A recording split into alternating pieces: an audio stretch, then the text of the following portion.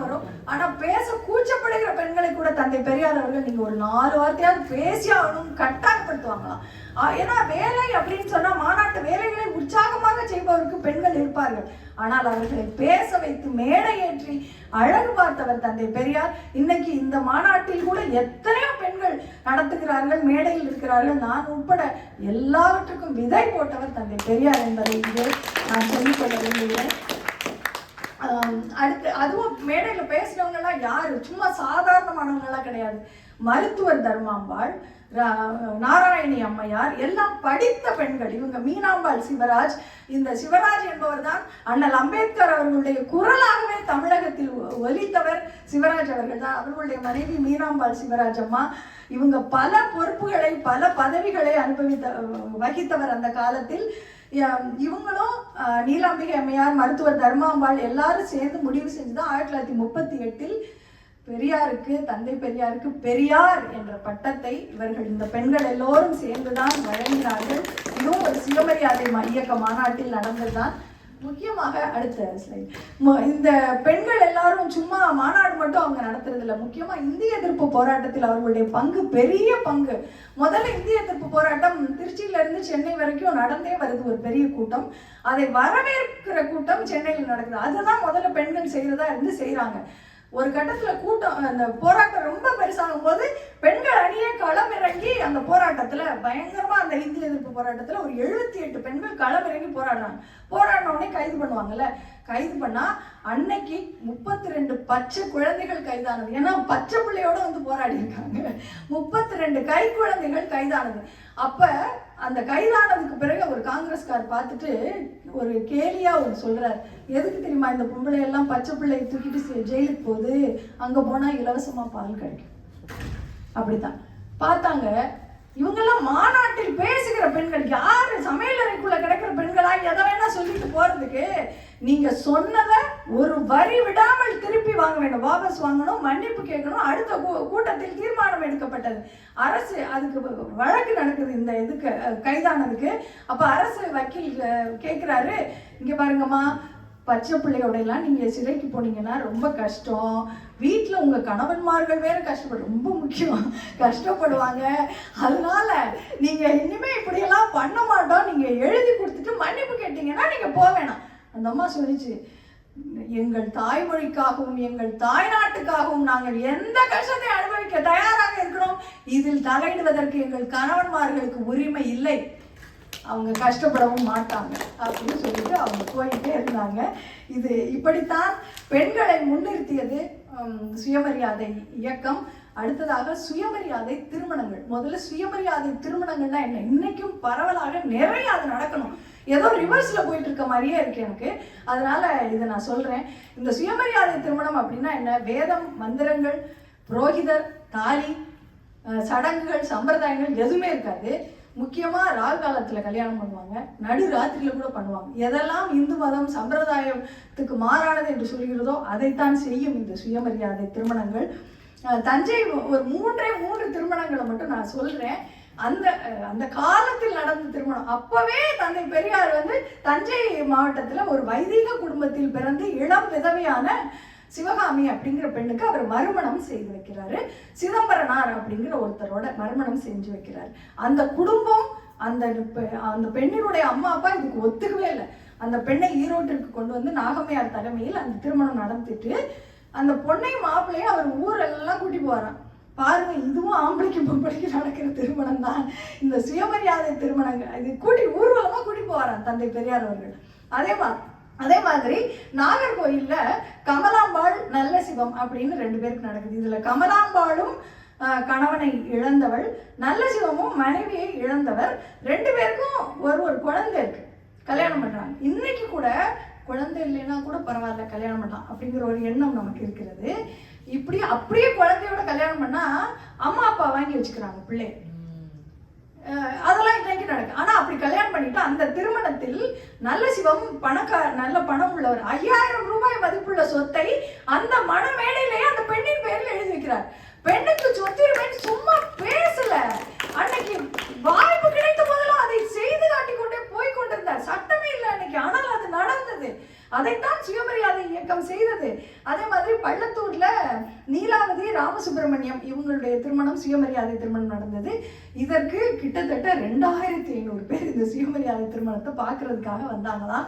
அந்த சுயமரியாதை இயக்கத்தை சேர்ந்தவர்கள் எல்லாருமே இந்த திருமணம் எங்கே நடந்தாலும், அது ஒரு பெரிய செல்வாக்குள்ளவருடைய வீடாக இருந்தாலும் சரி, சாதாரண வீடாக இருந்தாலும் சரி, கட்டாயம் அந்த திருமணத்துக்கு போய் அதை ஊக்குவிக்கிறதுக்காக, இன்னும் நிறைய பேர் செய்யணும் அப்படிங்கிறதுக்காக அதை போய் அவங்க சுயமரியாதை இயக்கத்தை சேர்ந்தவங்க இதை போகிறத ஒரு கடமையாகவே அவங்க வைத்திருக்கிறாங்க.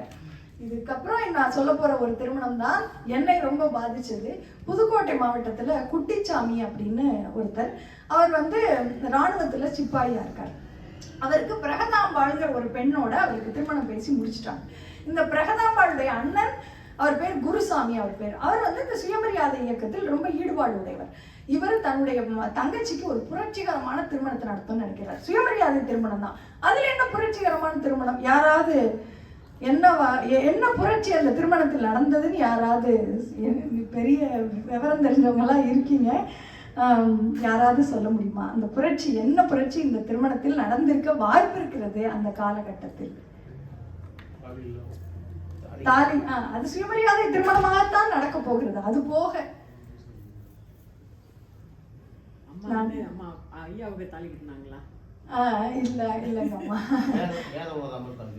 அது அப்படித்தான் நடக்க போகுது. அது தீர்மானிக்கப்பட்ட ஒன்று. அது போக ஒரு புரட்சி ஒன்று அந்த திருமணத்தில் நடந்தது அப்படின்னா இல்லைங்க ஐயா, இது பெண் சம்பந்தமா யோசிக்கணும். அந்த பெண்ணுக்கு என் தங்கச்சிக்கு நான் ரவிக்க போட்டு கல்யாணம் பண்ணணும்னு நினைச்சேன் அந்த அண்ணன். இது இது இது ஒரு புரட்சியான்னு தோணுதுல. அந்த காலத்துல இது ஒரு புரட்சி, அந்த காலத்துல இது ஒரு புரட்சி உண்மையாகவே. ஏன்னா தோல்ல துண்டு போட்டிருந்தா இடுப்புல எடுத்து கட்டிக்கணும், தாழ்த்தப்பட்ட பெண்கள் முழங்காலுக்கு மேல சேலை கட்டணும், மார்பை மறைக்க துணி இல்லை. என்னால அதை ஜீரணிக்க முடியல. இன்னைக்கு நாங்கெல்லாம் அப்போ ஒரு அண்ணன் என் தங்கச்சிக்கு ரவிக்க போட்டு கல்யாணம் பண்ணணும்னு நினைக்கிறது எவ்வளவு ஒரு கொடுமையான ஒரு எண்ணம். அதை மட்டும் அது அந்த இடத்துல இருந்தாலும் ஒரு பெண்ணா இருந்தாலும் உணர முடியும்னு எனக்கு தோணுது. அப்போ நம்ம இங்க இப்பெல்லாம் கல்யாணத்துல பார்த்தோம்னா நாங்கெல்லாம் 10,000 20,000 நாங்க பிளவுஸ் போடுவோம். என்ன ரவிக்க போராடி நல்லா போடுவோம்டா, நாங்க கிராண்டா போடுவோம். எவ்வளவு போட விடாமல் எங்களை தடுத்தீர்கள் தானே, நாங்கள் இப்போ எப்படி வேணா போடுவோம், எதுவும் நீங்க கேட்க முடியாது. ஆனால் அதே நேரம் ஒரு மார்பை வெட்டி கொடுத்து நமக்கு இந்த உரிமை வந்திருக்கிறது என்பதை பெண்கள் புரிந்து கொள்ள வேண்டும். என் ஆடை என் உரிமை என்று சொல்லும் போதெல்லாம் இது என் உரிமை அல்ல, ஒருத்தி மார்பை அழுத்து கொடுத்து பெற்று தந்த உரிமை என்பதை நாம் உணர்ந்து கொண்டு நம்முடைய உடை விஷயத்தில் நாம் உரிமையை எப்படி திறமையாக பயன்படுத்த வேண்டும் என்பதையும் நான் இங்கே கவனத்திற்கு வைக்கிறேன். இதையும் சுயமரியாதை இயக்கம் தான் செய்தது. கடைசியாக ஓமந்தூரார் ஐயா, அடுத்த ஸ்லைட்.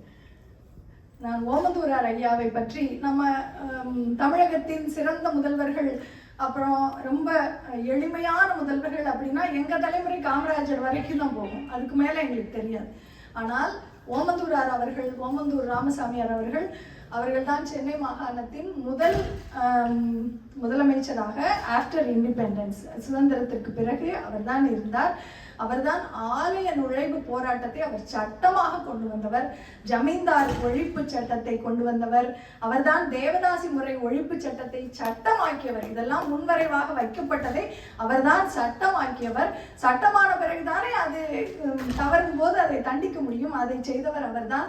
மதுவிலக்கு அவருடைய ஆட்சி காலத்தில் 8 மாவட்டத்தில் மட்டும்தான் இருந்ததுதான். 9வது மாவட்டத்தில் போய் வாங்கிட்டு வந்து குடிச்சிட முடியாதா, இதுக்கு எதுக்கு ஒரு சட்டம்? அதனால் அன்று இருந்த 25 மாவட்டங்களுக்கும் மதுவிலக்கு சட்டத்தை கொண்டு வந்து இன்றைக்கும் அந்த மதுவிலக்குங்கிற விஷயத்தில் அரசு கவனத்தை எடுத்துக்கொள்ள வேண்டும் என்பது என்னுடைய தாழ்மையான கருத்து. அதை செய்தவர் ஓமந்தூரார் அவர்கள். அது மாதிரி அவர் எவ்வளவு எளிமையாக இருந்தார்னா, அரசு பொது மருத்துவமனையில தான் அவர் சேர்க்கணும், உடம்பு சரியில்லைன்னா அப்படின்னு சொல்லிடுவாராம். அந்த சாதாரண மனுஷனுக்கு என்ன வைத்தியமோ அதுதான். இந்த மருத்துவமனையில் சேர்ந்துட்டு வெளிநாட்டில இருந்து மருந்தையோ மருத்துவர்களையோ கொண்டு வரவே கூடாதுன்னு ரொம்ப கடுமையாக அவர் சொல்லியிருப்பாராம். அது அவ்வளவு நேர்மையானவர். ஜமீன்தார் முறையெல்லாம் ஒழிச்சிருக்காரு. அவரை முதல்வராக இருக்க விடுவாங்களா? கட்சியில இருந்து நெருக்கடி அவர் பதவி விலக வேண்டிய கட்டாயம் வந்தது. போங்கடா நீங்களும் உங்க பதவியும் அப்படின்னு அவர் தம் விவசாய தொழிலுக்கே சென்று விட்டார் ஓமந்தூரார். அவரை பற்றி நாம் நிறைய தெரிந்து கொள்ள வேண்டியிருக்கிறது. கடைசியாக நான் முடிவுக்கு வரப்போறேன். தந்தை பெரியார் அவர்களே சொன்னதுதான், எந்த மக்களுடைய நன்மைக்காக அவங்களுடைய சுயமரியாதைக்காக நம்ம போராடுறோமோ அவங்களே நம்மளை மூர்க்கமா எதிர்ப்பாங்க. அந்த அளவிற்கு அவர்களுடைய சிந்தனை சீழ்பிடித்து போயிருக்கிறது. அதுதான் அவர் பட்ட பாடு. நம்மளை முதல்ல நம்மளை ஒத்துக்க வைக்கிறதுக்கே அவர் ரொம்ப கஷ்டப்பட்டார். அதுதான், அதுக்காக அவங்கள நம்ம வெறுக்க முடியாது. அவங்களுடைய மயக்கத்தை, அந்த மதி ஈனத்தை போக்குவதுதான் அதற்கான மருந்துன்னு அதை புரிந்து கொண்டு இந்த மக்களை வெறுக்காமல் இந்த வேலையை தோளில் போட்டுக்கொண்டு கடைசி வரை செய்தவர் தந்தை பெரியார் அவர்கள் தான். அதனாலதான் இன்னைக்கும் நம்ம இவ்வளவு தூரமாவது வந்திருக்கோம். இன்னைக்கும் யார் வந்து குழப்பினாலும் கடைசியா கொஞ்சம் தெளிவா தான் இருக்கும், ரிசல்ட்ல தெரியுது. அது பரவாயில்ல, அப்படிதான் இருக்கும். ஆனால் நாம போக வேண்டியது இன்னும் இருக்கு. நம்மளால இன்னும் சாதியை மட்டும் விடவே முடியல. நம்மளால ஏன்னே தெரியல, அதை நம்மளால விடவே முடியல. அமெரிக்கால சிவில் ரைட்ஸ் ஆக்ட் 1964 வந்தது. என்ன சொல்றாங்க? மத, இன, நிற, பாலின வேறுபாடு இருக்கக்கூடாது. எப்போ? 1964. அதற்கு 50 வருடங்கள் கிட்டத்தட்ட முன்னாடியே நம்ம கிட்ட சுயமரியாதை இயக்கம் வந்துருச்சு. நம்ம இவங்களுக்கு எடுத்துக்காட்டா இருந்திருக்கணும்ல. நம்ம என்ன பண்ணோம்? இங்க வந்து அந்த சிவில் ரைட்ஸ் ஆக்ட்ல சாதியை சேர்க்க வச்சுக்கிட்டோமே. இதுதான் நாம் செய்வது. இது நம்ம செஞ்சிருக்க கூடாதே. ஆனால் சியாட்டில்ல நடந்துச்சு. சரி, ஒரு மாநிலத்தோடு போகட்டும், இனியாவது அது வேண்டாம், நாம் அவர்களுக்கு எடுத்துக்காட்டாக இருப்போம். இது ரொம்ப எளிது. அமெரிக்காவில் பிறக்கும் ஒரு பிள்ளைக்கு கூட பிறப்பு சான்றிதழில் சாதி கொடுக்கப்படுவதில்லையே. எதற்காக சாதியை பிடித்துக் கொண்டு வாழ வேண்டும்? இங்கே தேவையே இல்லை. இங்கே சாதி இல்லாமல் வாழ்வது எளிது. அதை செய்வோம். அமெரிக்க தமிழர்கள் உலக தமிழர்களுக்கு எடுத்துக்காட்டாக இருப்போம். ஏனென்றால் சமத்துவம் தமிழரின் தனித்துவம்.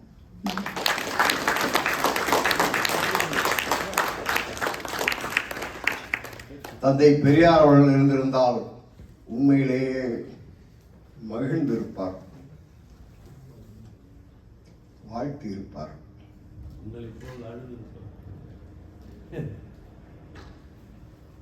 இங்க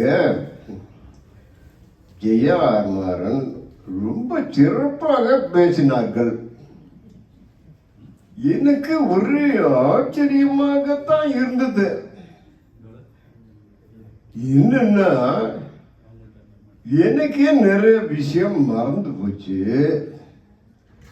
இவங்க எல்லாம் என்ன செஞ்சாங்க, எவ்வளவு கஷ்டப்பட்டாங்க, இதெல்லாம் வெற்றி அடைஞ்சு இன்னைக்கு நீங்க அமெரிக்காவில் பெரிய வங்கியில பெரிய வேலையில இருந்துகிட்டு கணினியில பெரிய ஆளுமையா இருந்துகிட்டு இதெல்லாம் பத்தி சொன்னீங்களே, என்னால நம்பவே முடியல. வெங்காயம், எனக்கு வயசாச்சுன்னு நினைக்கிறேன். ஆனா உங்களை மாதிரி பெண்கள் இருக்கிற வரைக்கும் எந்த கொம்பனாலையும் எதையும் செய்ய முடியாது. வெற்றி நமக்கு தான் என்பதை உறுதியாக சொல்லி வாழ்த்துகிறேன். நன்றி, வணக்கம்.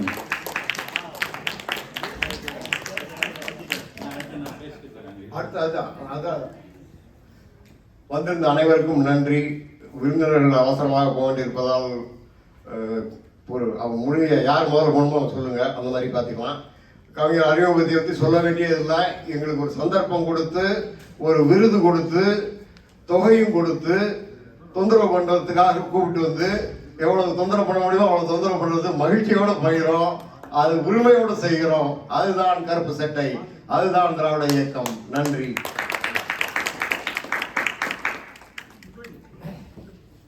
எல்லாருக்கும் வணக்கம்.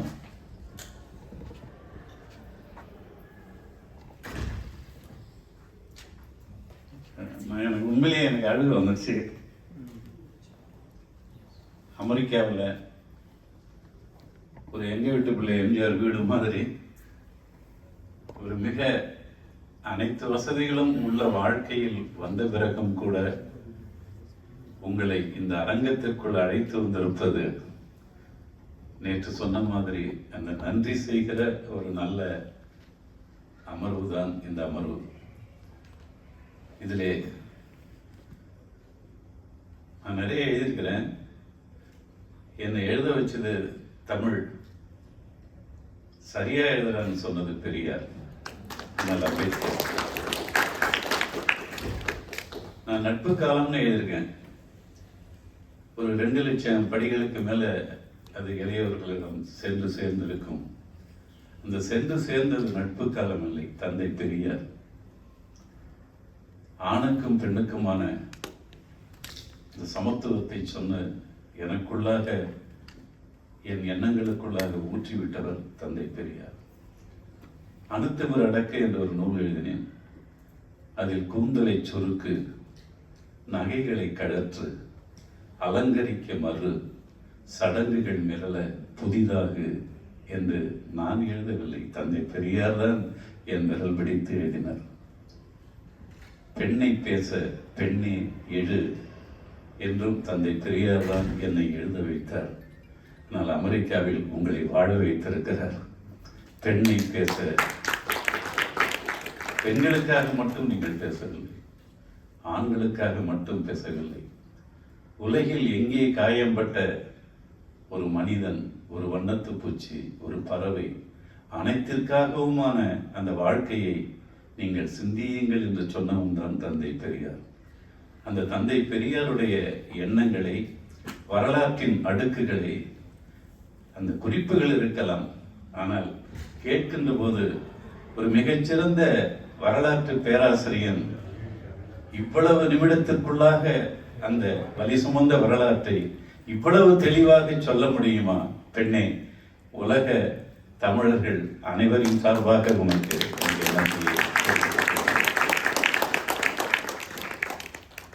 இனி தமிழ்நாட்டுக்கு நீங்கள் எப்பொழுது விடுமுறைக்கு வந்தாலும் ஐயா வீரமணி அவர்களிடம் நான் சொல்லுவேன், எப்படி ஒரு 5 கூட்டமாவது பேசாமல் நீங்கள் போகக்கூடாது. நம்ம இந்த கொள்கை உள்ளவங்களுக்குள்ளாகவே நம்ம ஊடாடி பேசி பார்த்த முகங்களையே பார்த்து நான் முள்ளிவாய்க்காலுக்கு பிறகு மேடைகளே ஏறுவதில்லை. எந்த மேடைகளில்? இந்த கருப்பு சட்டை மேடைகள், சிவப்பு சட்டை மேடைகள், இதெல்லாம் ஏறுவது எனக்கு அதில் பயன்பாடு இல்லை. என் முகம் தெரியாத, அறிவுமதி யாரென்றே தெரியாத அந்த மேடைகள் எங்கே என்று தேடுகிறேன். எனக்கு பள்ளிகள் கிடைக்கின்றன, கல்லூரிகள் கிடைக்கின்றன. அந்த மேடைகள் மட்டும் யார் ஏற்படுத்தி கொடுத்தது? தந்தை பெரியார் தான் நம்ம ஏற்படுத்தி கொடுத்தார். குறிப்பாக மகளிர் கல்லூரிகளுக்கு போய் பேசுகிறேன். என்னை பேச வைப்பவர் பெரியார். என்ன செருப்பெடுத்து அடிச்ச போதும் சிரிச்ச வேண்டா பெரியார். நாம செருப்பு போட்டு நடக்கும் இந்த சிறப்புக்கு உரியார். எங்க கடலூர்ல நடந்தது. ஐயா வீரமணி அவர்கள் அங்கேதான் நமக்கு கிடைத்தார். அந்த இடத்துல அவர் செருப்பெடுத்து அடிச்ச போதும் இன்னொரு செருப்பு எங்கடான்னு கேட்டார். தொண்டர்களை வன்முறையாளர்களாக மாற்றியதே இல்லை. ஆனால் தஞ்சாவூர் பகுதியில் சில கூட்டங்கள் நடந்த பிறகு அவர் பேச்சை கேட்டுட்டு ஒரு 2-3 பேருக்கு அடி விழுந்திருக்கும். எல்லாம் அவங்க படிக்காத முரட்டு தொண்டர்கள். கூப்பிடுவாரு, உனக்கு அறிவு இருக்கா, எதுக்கு அடிச்ச? ராத்திரி உன் பேச்சை கேட்டல, இது கூட செய்யலைன்னா நான் என்ன உன் பேச்சை கேட்டது?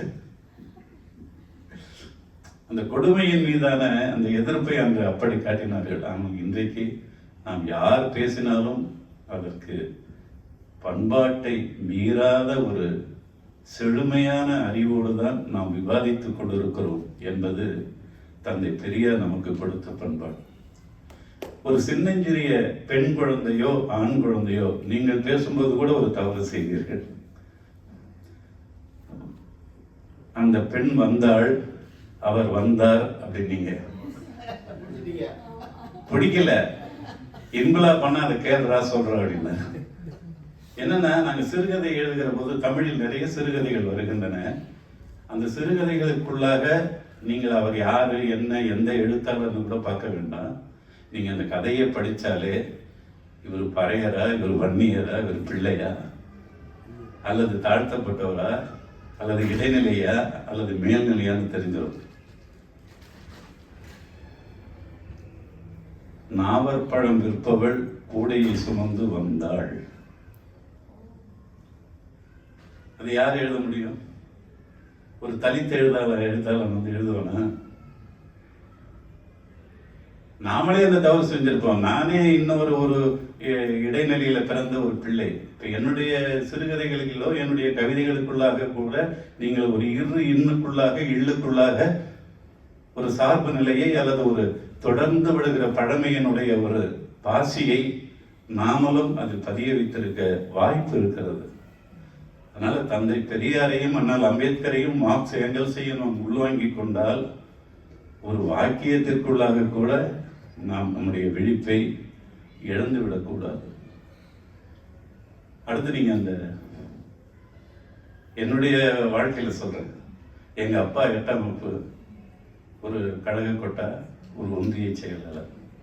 எங்க அம்மா படிக்காதன்னு சொன்னாங்க. அவங்க வீராண ஏரியில வாழைக்கொல்லைங்கிற ஊர்ல பிறந்தாங்க. எங்க அப்பா சூப்பீனூர். நினைச்சு பார்க்குறேன், எங்க அப்பா வந்து பகுத்தறிவு திருமணத்துக்கு மட்டும்தான் போயிருக்காங்க சாகர் வரல. ஐயர் வச்ச எந்த கல்யாணம், எந்த நெருங்கிய உறவினர்கள் இருந்தாலும் அந்த திருமணத்திற்கு எங்க அப்பா போனதே இல்லை. எங்க அம்மாவை போவாங்க. ஆனா அப்படிப்பட்ட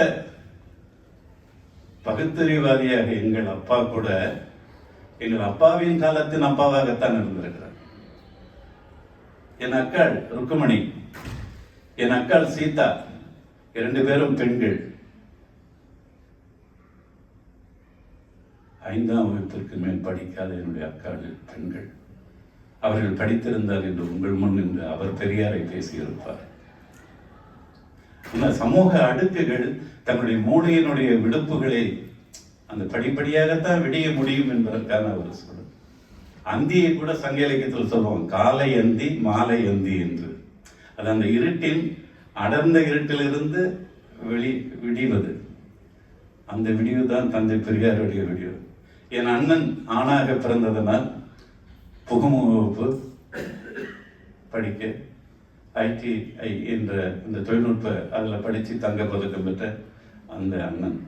நான் விருத்தாசலத்தில் குழந்தை கல்லூரியில் படித்து, அண்ணாமலை பல்கலைக்கழகத்தில் இளங்கலை முதுகலை படித்து, தமிழ்நாடு அரசு தொல்லுறவு ஆய்வுத்துறையில் கோயில் கல்வெட்டுகள், கோயில் அமைப்புகள், ஓலைச்சுவடிகள் எல்லாம் படித்து திரைப்படத்துறைக்கு போய் பாடலாசிரியனாக மாதிரி இயக்குநராகவும் பயிற்சி எடுத்து இன்றைக்கு சங்க இலக்கியத்தில் ஒவ்வொரு சொல்லாக தொட்டு தொட்டு தொட்டு அதற்குள்ளாக தமிழ் வாழ்வியலை எடுத்து அதற்குள்ளாகவும் என் தந்தை பெரியார் தான் எனக்கு அந்த பெரிய கண்ணாடியை காட்டி இந்த குறுந்தொகை இப்படிப்பார், இந்த புறநானூற்றை இப்படிப்பார் என்று சொல்லத்தான் நான் மிக விரைவில் உங்களுக்கு தர இருக்கிறேன் உலக அமைதிக்கான நூல் புறநானூறு. அது வீரத்தின் நூலாகத்தான் தமிழ் சமூகமும் தமிழ் பேராசிரியர்களும் பார்த்தார்கள். தந்தை பெரியாரின் பிள்ளை அறிவுமதி அது உலக அமைதியை சொன்ன இலக்கியம் என்று சொல்லடா என்று சொல்ல வைத்தவர். எங்க அப்பாவை சொன்னால, எங்க அக்காக்களை படிக்க வைக்கல. அதை போலவே திரைப்படத்திற்கு பார்ப்பதற்காக அம்மா, அப்பா, அண்ணன், நான் எங்களை அழைச்சிட்டு போவாங்க. சூப்பீனூர் என்ற என்னுடைய ஊரின் பேருந்து நிறுத்தத்தில் வண்டியை நிறுத்துகிற போது அப்பா ஏறுவார், அம்மா ஏறுவார், அண்ணன் ஏறுவார், நானும் ஏறுவேன். என்ன நடக்கும் தெரியுங்களா? எங்க அப்பா போய் தனியா உட்காருவாங்க. இது ஒரு தலித்துக்கும் பெண்ணுக்குமான சமநிலை வலியம்மா. இது அப்பா போய் ஆண் தனியா உட்கார்றாரு, அவருடைய மனைவி தனியா போய் உட்கார்றாங்க. அண்ணன் அப்பா பக்கத்தில் உட்காராரு, நான் அம்மா பக்கத்தில் போய் உட்கார்றேன். திரைப்படத்துக்கு போயிட்டோம். ராஜராஜேஸ்வரி திரையரங்கம் போனா நீங்க வாடான்னு என் அம்மா கையை இழுத்துட்டு போகுது. என்ன தெரியுங்களா? இது தர டிக்கெட்டு. யாரு? பெண்ணுக்கு. என் காலகட்டத்தினுடைய வரலாறை சொல்லுகிறேன், எங்க அப்பாவுடைய தவறுன்னு சொல்லல. அந்த அடுக்குகளில் இருந்துதான் நாம் விடிந்து வந்திருக்கோம். அதுலதான் தந்தை பெரியாருடைய அந்த உழைப்பு விழிப்புலாம் இருக்கு. அப்பா போய் பெஞ்சி டிக்கெட்டில் போய் உட்காருவாங்க. பெண்ணாக பிறந்ததுனால ஒரு பெரியாரின் அந்த கொள்கையை உருவாக்கி பகுத்தறிவு திருமணமும் நடத்திய என் அப்பா அந்த இடத்தில் நீயும் என் பக்கத்தில் வந்து அமர் என்று சொல்லுகிற அந்த வெளிச்சம்படாத ஒரு அந்த சூழலுக்குள் வாழ்ந்திருக்கிறார்கள் என்பதை நம்ம அவர் என்னென்ன செஞ்சிருக்காரு, எங்கெங்க நடந்து வந்திருக்கோம் அப்படின்னா, இன்னைக்கு அமெரிக்காவில் வந்து இங்க இவ்வளவு ஆண்களுக்கு நடுவில் இவ்வளவு பெண்கள் உட்கார்ந்து இருக்கிறீங்கன்னா, எங்க அம்மாவுக்கு கிடைக்காத அந்த சுதந்திரத்தை உங்களுக்கு கொடுத்தது யார்? தந்தை பெரியார். நான் அண்ணாமலை பல்கலைக்கழகத்தில் படிக்க போறேன்னா, அந்த ட்ரங்கு பெட்டியை எங்க அம்மா எடுப்பு தூக்கிட்டு வந்து என்னை பேருந்து ஏற்றுவாங்க. ஏற்றிட்டு அந்த கொஞ்ச தூரம் நகரத்துக்கு முன்னாடி போயிட்டு அப்படிங்கிறத கையை இப்படி வரும், ஒரு கடுதாசி கொடுப்பா என்று காற்றில் தமிழை எழுதியவள் அம்மா. இன்றைக்கு நீங்கள் எல்லாம் பொறியியல் வல்லுநர்களாக, இவ்வளவு சிறந்த ஆளுமைக்கு உரியவர்களாக, இன்றைக்கு தமிழ்நாட்டில் ஷானவாஸ் போனாலும், இன்று செந்தில் போனாலும், நான் மேடை ஏறினாலும், அந்த கல்லூரிகளில் ஆண்களுடைய எண்ணிக்கை ஒரு குறுகிய இடமாக இருக்கிறது. பெண்களுடைய எண்ணிக்கை இன்னும் 3 மடங்கு 4 மடங்கு இருக்கிறது என்றால் அடித்து துவைத்து இன்றைக்கு பெண் கல்வியை கொடுத்திருக்கிறார்கள். என் அம்மாவிற்கு கிடைக்காத வாழ்க்கையை, என் அக்காள்களுக்கு கிடைக்காத வாழ்க்கையை இன்றைக்கு அமெரிக்கா உங்களுக்கு தந்திருக்கிறது. ஆனால் தந்திருந்தாலும் கூட இத்தனை பெண்களில் என் தந்தை பெரியாரின் உழைப்பை, என் தந்தை பெரியாரின் அறிவை சுமந்து வந்து இங்கே இவ்வளவு பெண்கள் பெரியாரின் பெண்களாக நீங்கள் அமர்ந்திருக்கிறீர்கள் என்றால், இதற்காக நான் வட அமெரிக்க தமிழ்ச்சங்கத்திற்கு மட்டுமல்ல, இளங்கோ அண்ணன், அண்ணி அவங்கெல்லாம் அந்த உழைப்பு வந்து சாதாரண உழைப்பாகல. நான் அவங்க வீட்டில் வந்து தங்கி நான் சாப்பிட்டவன் மட்டுமல்ல, தந்தை பெரியாரின் கொள்கையையும் அவர்கள் எனக்கு ஊட்டி விட்டிருக்கிறார்கள். ஏன்னா இன்னைக்கு வந்து ஆண்கள் வந்து பெரும்பகுதி பார்த்தீங்கன்னா ஆண்கள் தான் மேடையில் இருப்பாங்க, ஆண்கள் தான் பேசுவாங்க. ஆனால் இன்னைக்கு பார்த்தா இன்னைக்கு கிடைச்சிருக்கிற மதிவதனை வரலைக்கும் இன்னைக்கு உன்னுடைய அதே பெண்ணு தான் மதிவதனையும், அந்த பேசுகிற அந்த விவரிக்கிற அந்த சான்றுகள் அதெல்லாம் ரொம்ப வியப்படைய வைக்குது. நம்ம வந்து என்ன ஒரு வாழ்க்கையை மட்டும் சொல்லிட்டு போயிடுறேன். என் சரிதைன்னு ஊவேஸ் எழுதியிருக்காங்க. அவர் தமிழ் தாத்தா அப்படின்னு நம்ம சொல்றோம். உண்மையிலேயே அவர் தமிழுக்காக உழைத்தவர். அவர் தெலுங்கு படிக்க சொல்றாங்க, நீ வந்து ஆங்கிலம் படின்னு சொல்றாங்க. தமிழ் தான் படிப்பேன் அப்படின்னு சொல்லி அதுக்குள்ள அவங்க என் சுயசரிதை படிக்கணும்னு அழுதுருவீங்க. ஆனா அந்த ஆள் எழுதுற முதல் அத்தியாயம் என் ஊர். என் ஊர் எப்படி தோன்றுச்சு நாம எழுதுறான். எப்படி தெரியுமா? ஒரு மன்னர் தஞ்சாவூர்ல இருந்து மக்களை பார்க்க போறார். மக்களை பார்க்க போய் பார்த்துட்டு மதியம் நல்ல வெயில், கொஞ்ச நேரம் இங்க ஓய்வு எடுத்துட்டு அப்புறம் போய் மற்ற ஊர்களை பார்க்கலான்ட்டு பாபநாசம் பக்கத்துல ஒரு துணி பந்தல் போட்டு அங்க உட்கார்றாரு. மதியம் பசிக்குது, சாப்பாடு போட சொல்றாங்க. சாப்பிட்டாங்க. ஒரு ஐயர் வர்றாரு, நல்ல சாப்பாடு ஏங்குறாரு. ஐயர் சாப்பிட்டீங்களா? ஒரே சொல்லுதான், ஆமா அப்படின்ட்டு. ஏன் அப்படிங்கிறாரு இவரு. இன்னைக்கு சனிக்கிழமையாச்சு, ஒரு பொழுதாச்சு, நீங்க இன்னைக்கு விரதம் இல்லை, சாப்பிட கூடாது அப்படிங்கிறாங்க. ஐயோ, அரண்மனையில இருந்தா எல்லாம் சொல்லியிருப்பாங்க அந்த பிராமணர் அவங்க எல்லாம். நீ எங்கேயோ போயிட்டு இப்ப வந்து சொல்றிய நான் சாப்பிட்டேன் அப்படிங்கிறாங்க. இதுக்கு ஏதாவது பரிகாரம் இருக்கா? யார்? மன்னர் கேட்கிறார். உடனே ஒரு பரிகாரம் இருக்குங்கிறார். யோசிச்சு கூட சொல்லல, உடனே சொல்றாரு, எல்லோருக்கும் விபத்து மயிரிழையில் நடக்கும், தமிழனுக்கு மட்டும் நூலிழையில் என்று எழுதணும். நான்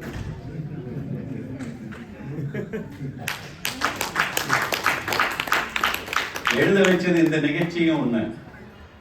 அதுல என்ன ஆகுது, இதுக்கு என்ன பரிகாரம் அப்படின்னு கேட்ட உடனே, இந்த இடத்துல எந்த இடத்துல சாப்பிட்டீங்களோ அந்த இடத்துல ஒரு 64 கல்லு வீடு கட்டி அதுல இந்த சுத்துப்பட்டுல இருக்கிற பிராமணர்கள்லாம் கொண்டு வந்து இங்க ஒரு அகரகாரத்தை உருவாக்குனீங்கன்னா நீங்க இந்த ஒரு வேளை சாப்பாடு சாப்பிட்டதுக்கு பரிகாரம் ஆயிடும் என்று சொல்ல, அதனால் உருவான ஊர் தான் என் ஊர். அதற்கு பெயர் தான் உத்தம தானபுரம். எப்படி உங்கள் மூளைக்குள், மன்னனுடைய மூளைக்குள், மக்களுடைய மூளைக்குள் அவர்கள் என்ன என்ன செய்தார்கள் என்று சொல்லிக்கொண்டே இருந்தால் சொல்லிக்கொண்டே போகலாம். ஆனால் இந்த அறிவு இன்னும் இன்னும் தமிழ்நாட்டிற்குள் புக வேண்டும். எழுத்தாக பெண்கள் எழுத வேண்டும். நீங்க வந்து பெரியாரை படிச்சு எழுத வேண்டாம், அயோத்தி தத்துவரை படிக்க வேண்டாம். உங்கள் வாழ்க்கையில் கிடைத்த 16 வயதிற்குள் உங்களுக்கு கிடைத்த வாழ்க்கையை ஒவ்வொருவரும் சுயசரிதியாக எழுதினாலே அது வந்து இன்னும் 2000 ஆண்டுகளுக்கு பிறகும் இந்த வாழ்க்கையை திருத்துவதற்கு பயன்படும். அதே போல இந்த கணினி உலகத்திற்குள் வந்து அமெரிக்காவில் நீங்கள் வாழ்ந்தாலும் உங்களுடைய வாழ்க்கை எப்படி எப்படி எப்படி என்று நீங்கள் உங்கள் பார்வையில் நீங்கள் வந்து ஒரு நாட்குறிப்பாக எழுதினால் போதும். அது தந்தை பெரியாருக்கு செய்கிற கடமையாக நீங்கள் உணர வேண்டும். அவன் நடுங்குகிற விரல்களாலும் நடுங்காத சிந்தனைகளை பதிவு செய்து கொண்டே இருந்தவன் தந்தை பெரியார். அதனுடைய தொடர்ச்சி தான் கலைஞரும் கூட. தீராத பக்கங்களை எழுதி எழுதி எழுதி நம்மை திருத்த வைத்தவை தான் திராவிட இயக்கங்கள். இன்னைக்கு ஏதோ விமர்சனங்கள் வரலாம், வரணும் வரணும், வலிக்கலாம் உங்களுக்கு. நான் திராவிட இயக்கத்து பிள்ளைதான், ஆனால் பெரியாரின் பிள்ளையாகத்தான் நான் பேசுவேன். பேசினால்தான் நான் திராவிட இயக்கத்தை சார்ந்தவர். மூடி மறைத்து வாழ்ந்தால் அது காயம்பட்ட அதற்கு மருந்தாக மாறாது. அதிகம் படிக்காத பெரியாரை நம்பினோம், நமக்கு பல்கலைக்கழகங்கள் கிடைத்தன. பல்கலைக்கழகங்களில் படித்த இவர்களை நம்பினோம், நமது அரிச்சுவடிகளும் தொலைந்து போயின. இது ஒண்ணு திராவிட இயக்கத்துக்கு நான் வந்து மீறி பேசவில்லை, உடன்பட்டுத்தான் பேசுகிறேன். கொச்சையான தமிழை பேசி பேசி கொச்சையான தமிழை பேசி பேசி ஒரு சுத்தமான அரசியலை வளர்த்தவர் தந்தை பெரியார். சுத்தமான தமிழை பேசி பேசி ஒரு அசுத்தமான அரசியலை வளர்த்து விட்டவர்கள் இவர்கள். நாம் சுய பரிசோதனை செய்து கொள்ள வேண்டிய அந்த திராவிட இயக்கத்தின் பெரியாரின், அண்ணாவின், கலைஞரின் பிள்ளையாகத்தான். அதாவது நான் கனிமொழி தங்கச்சி வீட்டுக்கு போயிருந்தேன், லிங்குசாமி இயக்குனர். நான் அங்கே அது படம் வச்சிருந்தது. அவனுக்கு ஒரு சந்தேகம், அம்மா இந்த படத்தை எதுக்கு நீ தெரிவு செஞ்ச அப்படின்னு கனிமொழிகிட்ட கேட்குறேங்க. அப்போ அது சொல்லிச்சு, எங்கள் அப்பா கருப்பு சட்டை போட்டிருக்காங்கல்ல, கருப்பு சட்டை போட்டிருக்காங்கல்ல, அதுக்காக அதை வச்சிருக்கேன்னு சொல்லிச்சு. கனிமொழிக்குள்ளும் ஒரு கலைஞர் இருக்கிறார், கனிமொழிக்குள்ளும் ஒரு பெரியார் இருக்கிறார் என்பதை அந்த இடத்தில் நான் உணர்ந்து மகிழ்ந்தேன். அவர் சொல்லிச்சு, அவங்க வந்து ஒரு பழமையான காலகட்டத்தில் தான் அப்பா பிறந்தாங்க. நான் கடைசி காலகட்டத்தில் கூட நான் உத்து உத்து காதுகளை வந்து நான் வச்சுக்கிட்டு இருந்தேன். எங்கேயாவது ஒரு இடத்துல ஒரு கடவுளே அப்படிங்கிற ஏதாவது சொல்லு வந்துருமோன்னு. எங்கள் அப்பா கடைசி வரைக்கும் பகுத்தறிவாதியாகவே இருந்தார் என்று என் தங்கை சொல்லுகிற போது, பெண்களே, நீங்கள் விடிந்தால்தான் நாங்கள் விடிவோம். அதனுடைய அழகு பெண்களுடைய விடிவு, பெண்களுடைய இந்த அறிவு. நான் இன்னைக்கு இந்த மாநாட்டுக்கு வந்ததுலேயே உன்னுடைய பேச்சு தானே நான் பயன்பாடாக எடுத்துக்கொள்கிறேன். அது இறந்த உடனே அண்ணி இவங்க உருவாக்காமல் இருக்குன்னு எனக்கு தெரிஞ்சிச்சு. இல்லைன்னா துணிச்சலாம் உன்னை வந்து நில்லுன்னு சொல்லியிருக்க மாட்டேன். ஆனால் அந்த கடமை நீ சரியாக செய்தாய். உன்னை போன்ற 100 பெண்கள் அமெரிக்காவிலும் பேச வேண்டும், எழுத வேண்டும்.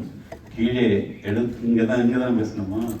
எழுத்தாளர்களாக நாங்கள் அங்கே வாழ்த்தி பேசிவிட்டு வந்திருக்கிறோம். வெண்ணிலா நாங்கள் எல்லாம். உங்களுடைய பெண்களுடைய கடமைகள் அதிகமாக இருக்கு. உங்கள் பிள்ளைகளை நீங்கள் வளர்க்க வேண்டும். அதனால தான் தாய்ப்பாலில் கூட நான் இப்போ இன்னைக்கு வெளியிட போகிறாங்க, அதில் எழுதியிருக்கிறேன், பெண்ணே பெரியார், பெண்ணே பெரியார் மறக்காதே, நீ பெரும்பணி ஏற்றிட மறுக்காதே என்று எழுதினேன். இந்த பெரும்பணியை நீங்கள் ஏற்றிருக்கிறீர்கள், வாழ்த்துகிறேன். அதே போலவே விருது கொடுக்கிறார்கள், அதுவும் உலக தமிழர்களின் சார்பாக வட அமெரிக்க தமிழ்ச்சங்கம் எனக்கு தருகிறது என்றால் இது தந்தை பெரியாருக்கு தருகிறது, அண்ணல் அம்பேத்கருக்கு தருகிறது. எனவே அந்த மகிழ்ச்சியோடு என்னை வளர்த்த திராவிட இயக்கம்தான் இந்த விருதை எனக்கு தந்திருக்கிறது என்பதை நான் தமிழின் மீதும் தமிழ் இனத்தின் மீதும் நான் தீராத காதல் உள்ளவன், அதற்காகவே வாழ வேண்டும் என்று நினைப்பேன். எத்தனை மொழியும் வாழட்டும், என் இனத்தமிழ் இங்கே ஆளட்டும் என்று சொல்லுகிற சிந்தனைதான். இந்த சிந்தனைகளை எல்லாம் எனக்கு கொடுத்தது திராவிட இயக்கம், தந்தை பெரியார். அண்ணல் அம்பேத்கர் என்று சொல்லி விடைபெறுகிறேன். நன்றி. ஐயா அவர்களை ஜெயா அம்மாவுக்கு பரிசு கொடுக்குமாறு அன்புடன் கேட்டுக்கொள்கின்றேன்.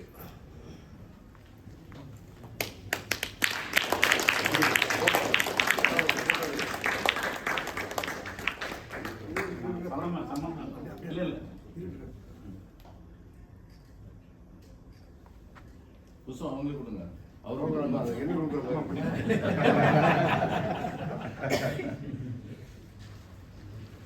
இப்பொழுது ஜெயா மாறன் அவர்கள் கவிஞருக்கு நீ கொடுமா நீ கூட அவர் எவ்வளவு பெருமை.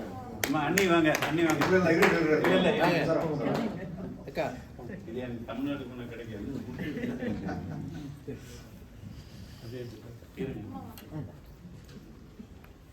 நீ கொடுமா போய்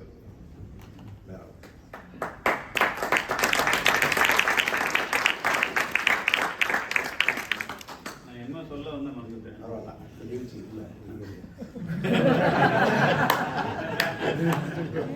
இல்லை என்னன்னா நினைப்பு வந்துருச்சு.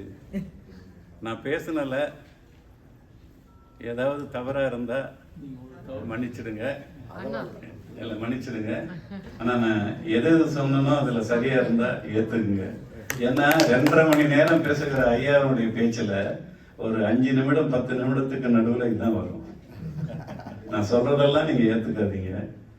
உங்களுக்கு இதுல எது நல்லதுன்னு தோணுதோ அதை எடுத்துங்க, மற்றதை உங்களுடைய சிந்தனைக்கு வச்சிங்க. அப்படி சொல்லி சொல்லிதாமா நம்மளை வளர்த்தாங்க. இன்று உண்மையிலேயே மனது மகிழ்ச்சியாக இருக்கின்றது. நன்றி நன்றி நன்றி. ஐயா நீங்க யாரும் அவசரமா போகணும்னா முதல்ல பேசலாம். நேரம் இருந்துச்சுன்னா நேரம் இருக்கா?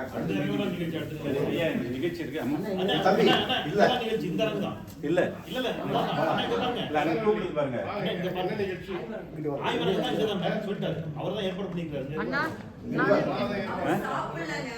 நான் சாப்பிட்டேன். அடுத்தது சாப்பிட்டேன் ஐயா.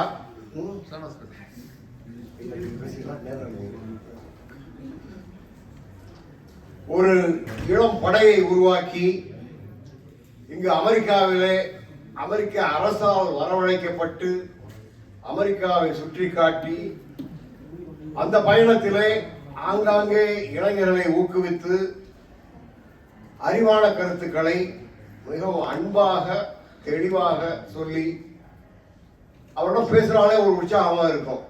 அந்த அளவு உற்சாகத்தை உண்டாக்கி ஒளிமயமான எதிர்காலத்தை நோக்கி இருக்கும் அன்பு மாண்புமிகு சொல்லாம தான் எம்எல்ஏ இருக்கும்.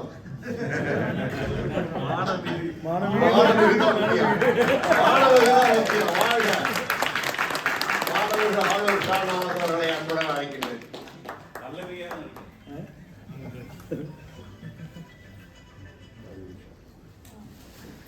மாண்புமிகு வந்து நிரந்தரம் இல்லை, மானமிகு நிரந்தரமானது. மாண்புமிகு வரும் போகும், மானமிகு எப்போதும் இருக்கும். பெரியார் பன்னாட்டு அமைப்பின் சார்பில் ஒருங்கிணைக்கப்பட்டிருக்கிற இந்த நெகிழ்ச்சியான நிகழ்ச்சியில் உங்களை எல்லாம் சந்திக்கிற வாய்ப்பை பெற்றமைக்காக மகிழ்ச்சி அடைகிறேன்.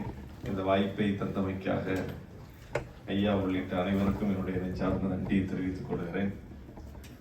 என்னுடைய அண்ணன் அறிவுமதி அவர்கள், அவர் எப்பவுமே பார்வையாளர் வரிசையில் தான் உட்கார்ந்துருப்பாரு, மேடை ஏற மாட்டார்.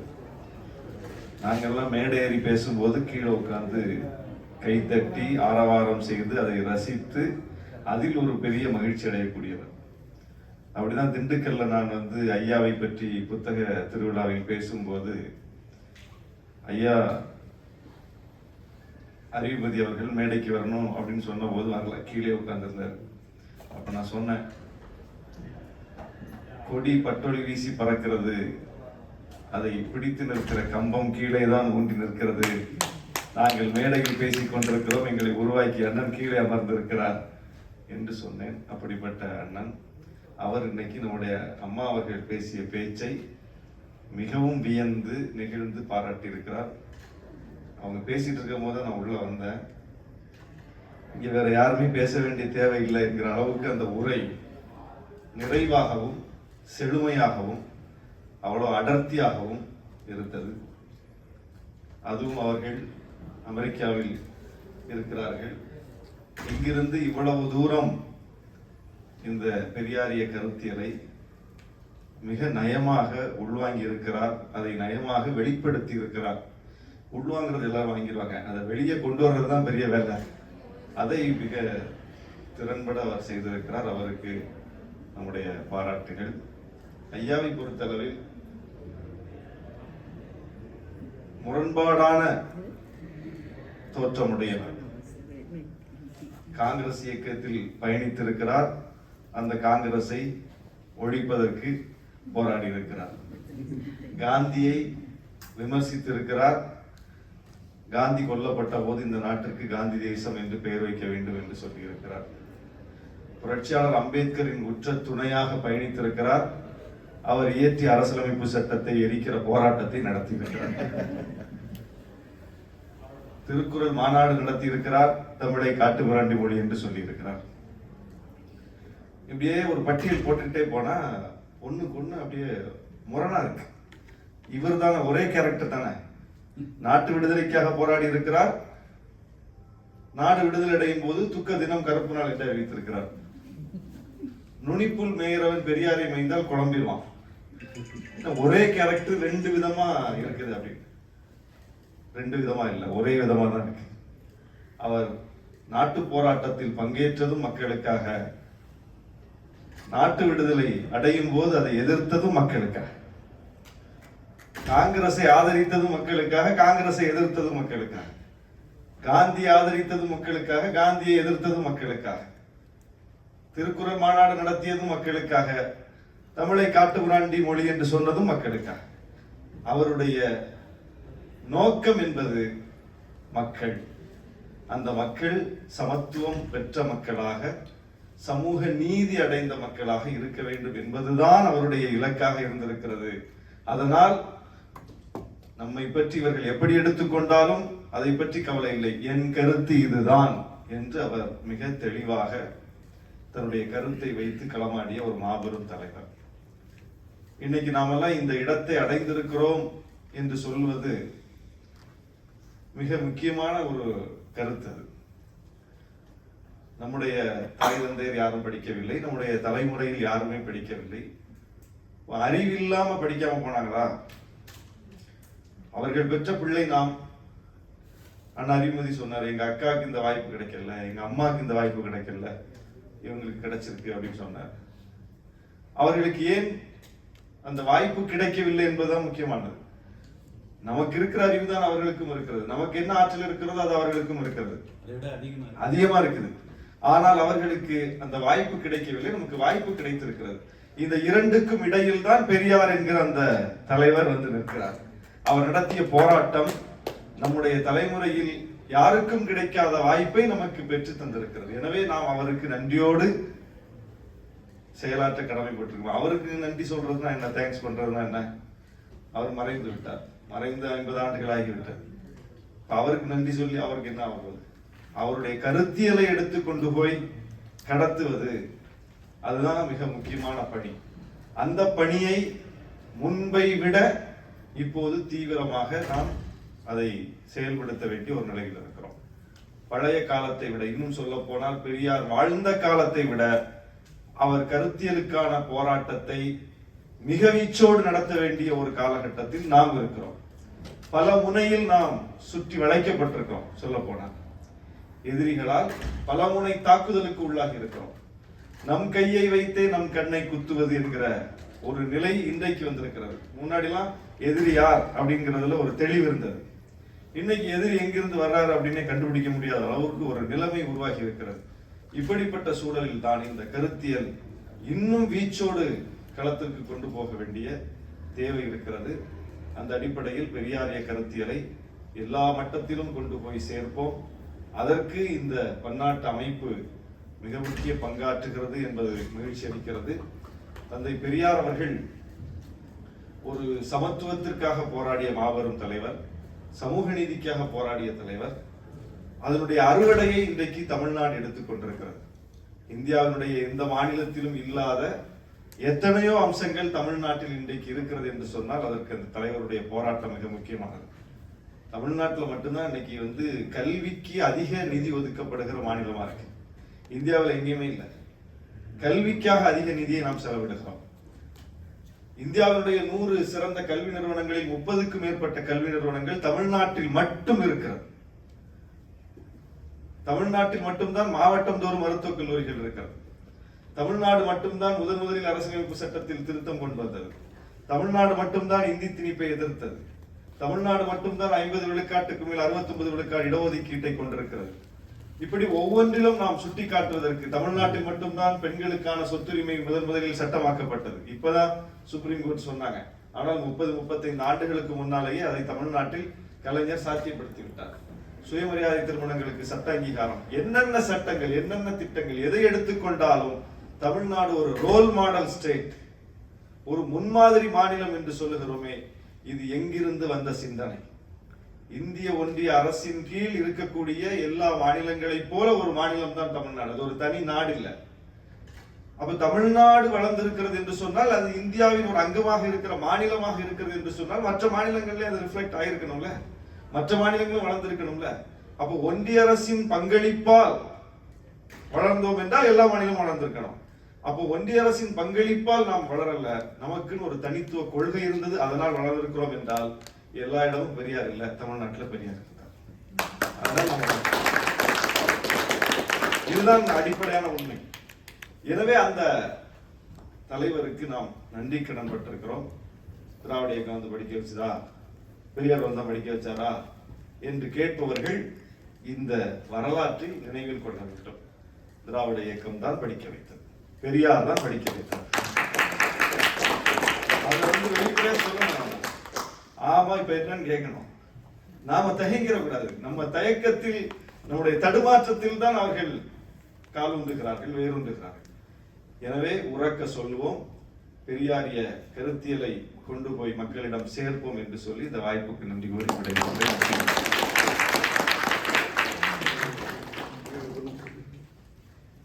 சுருக்கமாக ஆனால் தெளிவாக சுருக்கென்று நமக்கு உரைக்கும்படி சொன்னதற்காக வாழ்த்துகிறேன்.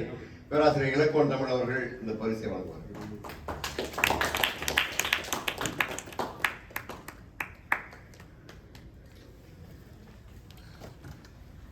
மிக்க நன்றி. இன்றைய இளைய தலைமுறைக்கு கருத்துக்களை எப்படி சொல்வது? அவர்களிடம் கேள்விகளை கேட்டு அதை உள்வாங்கி அவர்கள் விரும்பும்படி, புரிந்து கொள்ளும்படி சொல்லி இன்று உலக அளவிலே தமிழ் மக்கள் பார்த்து மகிழ்ந்து கருத்து தெளிவு பெற்று வருகிறார்கள் என்றால் இணையத்திலே தமிழ் கேள்வி ஐயா செந்தில்வேல் அவர்களின் உரை வீச்சு மிக்க மகிழ்ச்சி தருகின்றது. அவர் பெற்ற பயனை விட இதனால் இழந்தது மிகுதியாக இருக்கலாம். ஆனாலும் அதை பற்றி கவலை இல்லை. கப்செட்டை போட்டாலே இழப்பு தான், அதை பற்றி கவலை இல்லை. அதனால ஒன்றும் உள்ளே மனதிற்கு பெரிய நிறைவு. அந்த நிறைவுடன் சென்ற முறை வந்தால் இந்த முறையும் அழைத்திருக்கின்றோம். ஐயா செந்தில்வேல் அவர்களை அன்புடன் அழைக்கின்றேன். அனைவருக்கும் வணக்கம். தலைப்பு கூட ஐயா சொன்னாங்கன்னு நினைக்கிறேன். எனக்கு சுயமரியாதை 100 இப்போது இன்னைக்கு நம்மளை நாம ஏமாற்றிக்காம கொஞ்சம் பேசலாமான்னு தோணுச்சு எனக்கு. கொஞ்சம் மிகைப்படுத்துறோமோ, கொஞ்சம் பழைய பணம் பெருமைகளே பேசிட்டு இருக்கோமோ. இன்னைக்கு ஒரு தமிழ்நாடு என்னவா இருக்குது? நாம சுயமரியாதை 100 அப்படின்னு கொண்டாடி கொண்டிருக்கின்றோம். இன்னைக்கு தமிழ்நாட்டோட நிலைமை தோழர் ஷானவாஸுக்கு நல்லா தெரியும். எதையெல்லாம் எதிர்த்து போராடினோமோ, அதாவது என்னை நீ சாதியால ஒடுக்குற, பிற்படுத்தப்பட்டவன், மிகவும் பிற்படுத்தப்பட்டவன், ஒடுக்கப்பட்டவன் எதையெல்லாம் சொல்லி ஒடுக்கிறீங்கன்னு சொல்லி போராடினோமோ, இன்னைக்கு அதையெல்லாம் பெருமையா மாத்திட்டு இருக்காங்க. பெருமிதமா மாத்திர ஒரு பெரும் வேலை நடந்துட்டு இருக்கு. இதை நம்ம இந்த கசப்பான உண்மையை ஒத்துக்கொண்டால்தான் அடுத்தது என்ன செய்யலாம் அப்படிங்கிறத பேச முடியும். இன்னைக்கு ஒவ்வொரு சாதிக்கும் ஒரு பெருமிதங்கள் கற்பிக்கப்படுகிறது. எல்லா சாதியும் ஆண்ட சாதியா தான் இருக்கு தமிழ்நாட்டில். எல்லா சாதியும் ஆண்ட சாதி, எல்லா சாதிக்கும் ஒரு மாமன்னர்கள் இருக்கிறார்கள். ஒரே மன்னர் ராஜராஜ சோழன், எல்லாருமே ராஜராஜ சோழன், எல்லாருக்கும், எல்லா மன்னர்களுக்கும், எல்லா சாதிக்கும் ஒரு மன்னர்கள் இருக்கிறார்கள். இந்த பெருமிதங்கள் வாட்ஸ்அப் குரூப்ல ஊட்டி வளர்க்க முடிகிறது. சமீபத்தில் தமிழ்நாடு அரசு ஓய்வு பெற்ற நீதியரசர் சந்துரு தலைமையில் ஒரு கமிட்டி அமைச்சிருக்காங்க. உங்களுக்கு தெரியும் நினைக்கிற செய்திகளை பார்த்துருப்பீங்க. அந்த கமிட்டி அமைக்கிற நிலைமையில இன்னைக்கு தமிழ்நாடு ஒரு ஒரு சிக்கல்ல இருக்குது. பள்ளிக்கூடங்கள்ல சாதி வாரியா மாணவர்கள் கையில கயிறை கட்டிட்டு போறான். கயிறை வச்சு அவன் என்ன சாதின்னு ஐடென்டிஃபை பண்ணி அவனுக்குள்ள அசம்பிள் ஆகிறான்.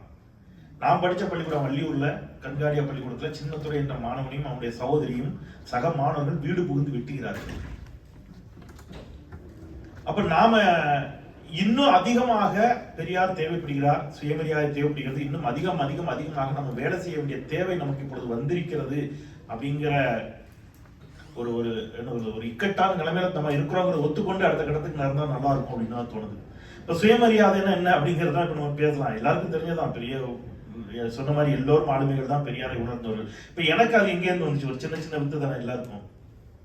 எங்க அப்பா தமிழாசிரியர், பெரியப்பா வாத்தியார், குடும்பத்துல எல்லாருமே அரசு ஊழியர்கள். ஆனா எங்க ஊர்ல நான் ஒரு பஜனை மடம் இருக்கு. நான் சீ தமிழ் நிகழ்ச்சியில பாபா சாஹேப் அம்பேத்கரை பற்றி கருப்பள்ளியப்பன் நான்லாம் கலந்துகிட்ட நிகழ்ச்சியில் கூட அதை சொன்னேன். அப்போ அந்த பஜனை மடத்துல வருஷம் ராமநவமி விழா நடக்கும். 10 நாள் முழுக்க பார்ப்பனர்கள் இணைந்து நடத்தக்கூடிய விழா. அந்த பஜனை மடத்துக்குள்ள யாருமே போக முடியாது. அது உள்ள எப்படி இருக்கும்னு எங்களுக்கு தெரியாது. பால் பாயசம் கொடுப்பாங்க, நல்லா சுவையா இருக்கும். அந்த பால் பாயசத்தை வெளியில வச்சிருப்பான், நாங்கெல்லாம் கியூல நிக்கணும்.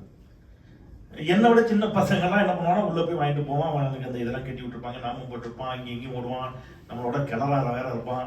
நம்ம எல்லாம் பாவம் கூட வெளியில இருந்து பார்த்துட்டு இருப்போம். இப்போ ஒரு நாள் இரவு என்ன பண்ணுவாங்கன்னா மரான்னு இந்த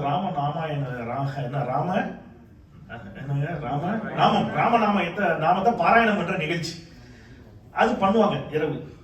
நானும் ஆசையில என்ன செய்யறேன், அங்க போறேன். ஆனா நான் உள்ளேலாம் போக முடியாது, வெளியில உட்காந்துக்கணும். சார் ராமன் நம்மளை எப்படியா காப்பாத்திடுவாரு, நம்ம நல்லா படிப்பு வரட்டும் அப்படிலாம் சொல்லிட்டு வெளியில உட்காந்துட்டு நாமத்தை பாராயணம் செய்யறேன். கொஞ்ச நேரத்துல தலையில டம்முன்னு ஒரு அடி விடுது எங்க அப்பா. ஏன்னா இங்க இருந்து கம்ப்ளைண்ட் எங்க அப்பாவுக்கு போயிடுச்சு. உங்க பிள்ளை எனக்கு இதெல்லாம் சொல்லி வளர்க்க மாட்டீங்களா, அங்க உட்காந்துட்டு இருக்கான் அப்படின்னு போய் அப்பாவுக்கு கம்ப்ளைண்ட். அவரு கடுப்பாயிருந்து தலையில அடிச்சுட்டு இங்கெல்லாம் எதுக்கு வர்ற, வீட்டுக்கு பாருங்களாம் வரக்கூடாதுன்னு சொல்லியிருக்கேன்ல. நான் எனக்கு புரியாத வயசு தானே, ஏன் வரக்கூடாது, நம்ம சாமி கூட போனா இது ஒரு குத்தமாடா அப்படிங்கிற மாதிரியான ஒரு கேள்வி. அங்கிருந்து எழுந்த அந்த ஒரு கேள்வி இருக்குல்ல, ஒவ்வொருத்தருக்கும் ஏராளமான கேள்வி வரும். அந்த கேள்வி தான் துரத்துச்சு, அது அடுத்தடுத்த கட்டத்தை நகர்த்துச்சு. அது நம்ம நீங்க ஸ்லைட்ல போட்டு காட்டிட்டீங்க, கிட்டத்தட்ட அந்த ஹிஸ்டரியை போட்டு காட்டிட்டீங்க.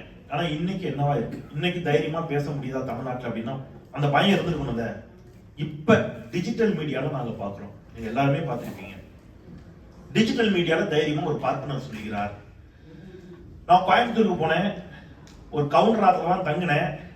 ஆனா அவ ஆத்துல தண்ணி குடிக்க மாட்டேன், அவ ஆத்துல இருந்து எனக்கு சாப்பாடு வராது, மாமியை அழைச்சிட்டு போவேன். அப்படி இல்லைன்னா பிராமண ஆத்துல இருந்து எனக்கு சாப்பாடு வரும். தங்குறது கவுண்டர் வீட்டுல.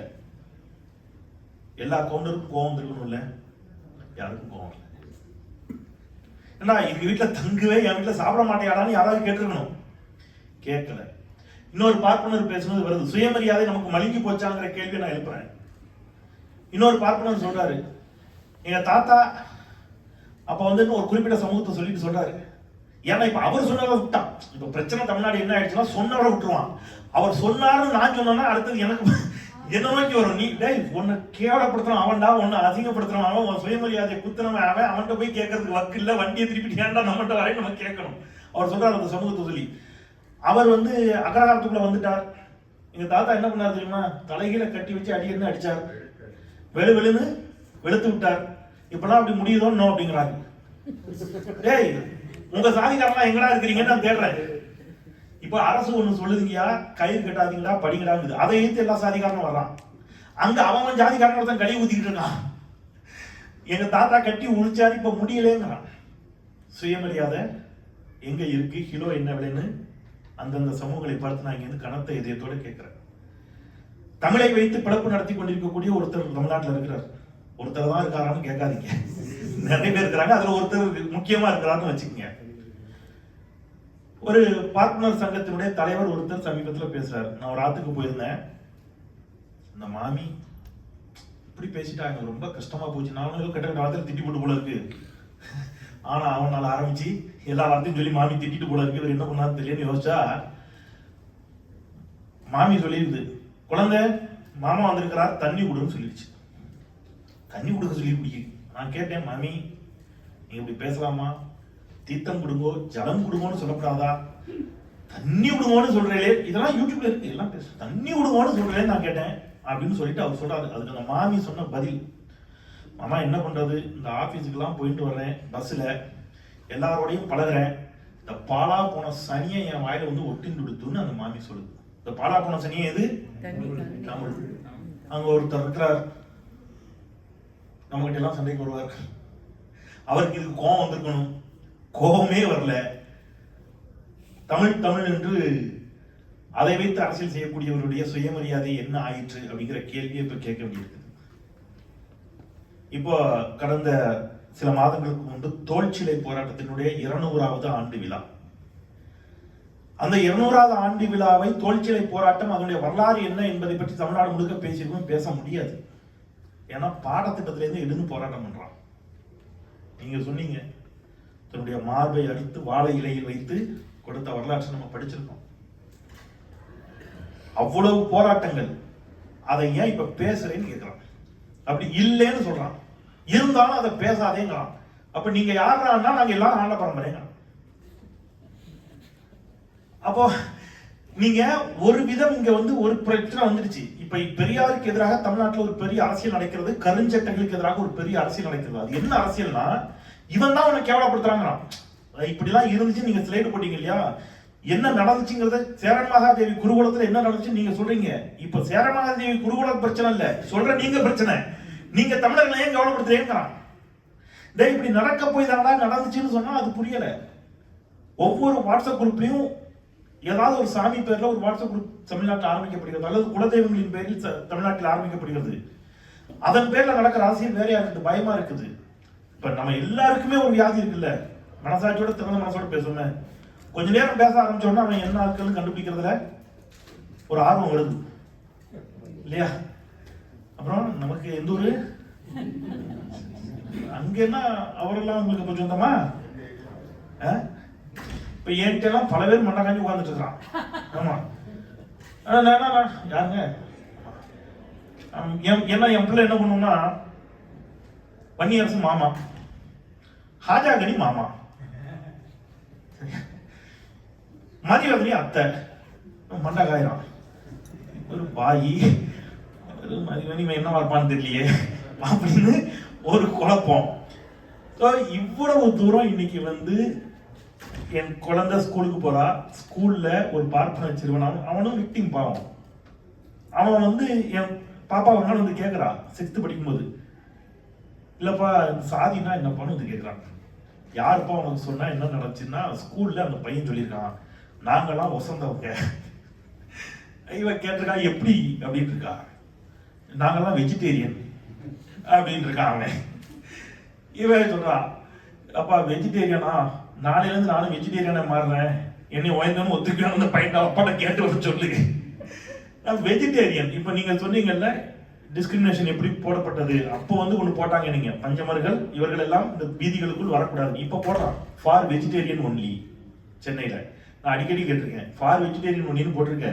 எங்களுடைய எழுச்சி தமிழர் முனைவர் தொல் திருமா அவர்கள் வெஜிடேரியன், நீ வீடு கொடுத்துருவியா? கமலஹாசன் எல்லா கறியும் திம்பாரு. இந்த 2 பேரும் நீ யாருக்கு வீடு கொடுப்ப? கமலஹாசன் கொடுப்பியா, எழுச்சி தமிழர் கொடுப்பியா? இல்லையா? அப்ப இது அகைன், அப்போ என்ன நடக்குதுன்னு கேட்டீங்கன்னா, ஒவ்வொரு சாதியும் இன்னைக்கு சங்கமாக திரள தொடங்கி இருக்கிறார்கள். அந்த பெருமிதங்கள் அவர்களுக்கு ஊட்டப்படுகிறது. ஏன் அப்படின்னா, நீங்க அதுல இருந்து வெளியில வந்துட்டீங்கன்னா கஷ்டம். முதல்ல சாதியின் அடிப்படையில டிஸ்கிரிமினேஷன் இருந்துச்சு. இன்னைக்கு அதே சாதியை தக்க வைத்துக் கொள்வதற்கு ஆரியம் ஒரு பெரிய வேலையை தொடங்கிடுச்சு. அந்த வேலை என்னன்னா, உங்கள் ஒவ்வொருவருக்கும் உங்கள் சுயசாதி பெருமையை ஊட்டுவது. அந்த சுயசாதி பெருமை வந்துடுச்சுன்னா நீங்க அந்த படிநிலையை ஒத்துக்கிட்டீங்கன்னு அர்த்தம். மேல இருக்கவன் கீழே இருக்கவன் அவனுக்கு அடுத்தவங்கிற அந்த இதுக்குள்ள நீங்க வந்துடுறீங்க. அப்படி வரும்போது உங்களுக்கு கீழே இருக்கணும், நீங்க கீழே அப்படின்னு பாக்குற மனநிலைக்கு வருகின்ற பொழுதே ஆரியம் வெற்றி பிடிக்கிறது. என்னன்னா அவனுக்கு கீழே நம்ம எல்லாருக்கும் இடத்துக்கு வந்துடுறோம். நீங்க எல்லாம் பெரிய பெரிய ஆளுமைகள், ஐயா ஜெயரஞ்சன் இருக்கிறார், ஆள் விஸ்வநாத் எல்லாம் இருக்கிறீங்க, ஐயாலாம் அவ்வளவு வருஷமா இருக்கிறீங்க. உங்களுக்கு யாருக்கும் தெரியாத ஒரு ரகசியம், நீங்க எந்த புத்தகத்திலையும் படிக்காத நான் உங்களுக்கு சொல்றேன். சூத்திரன் என்றால் யார்? சூத்திரத்தை அறிந்தவன் சூத்திரன். இப்போ ஒருத்தன் பேசியிருக்கான் சென்னையில.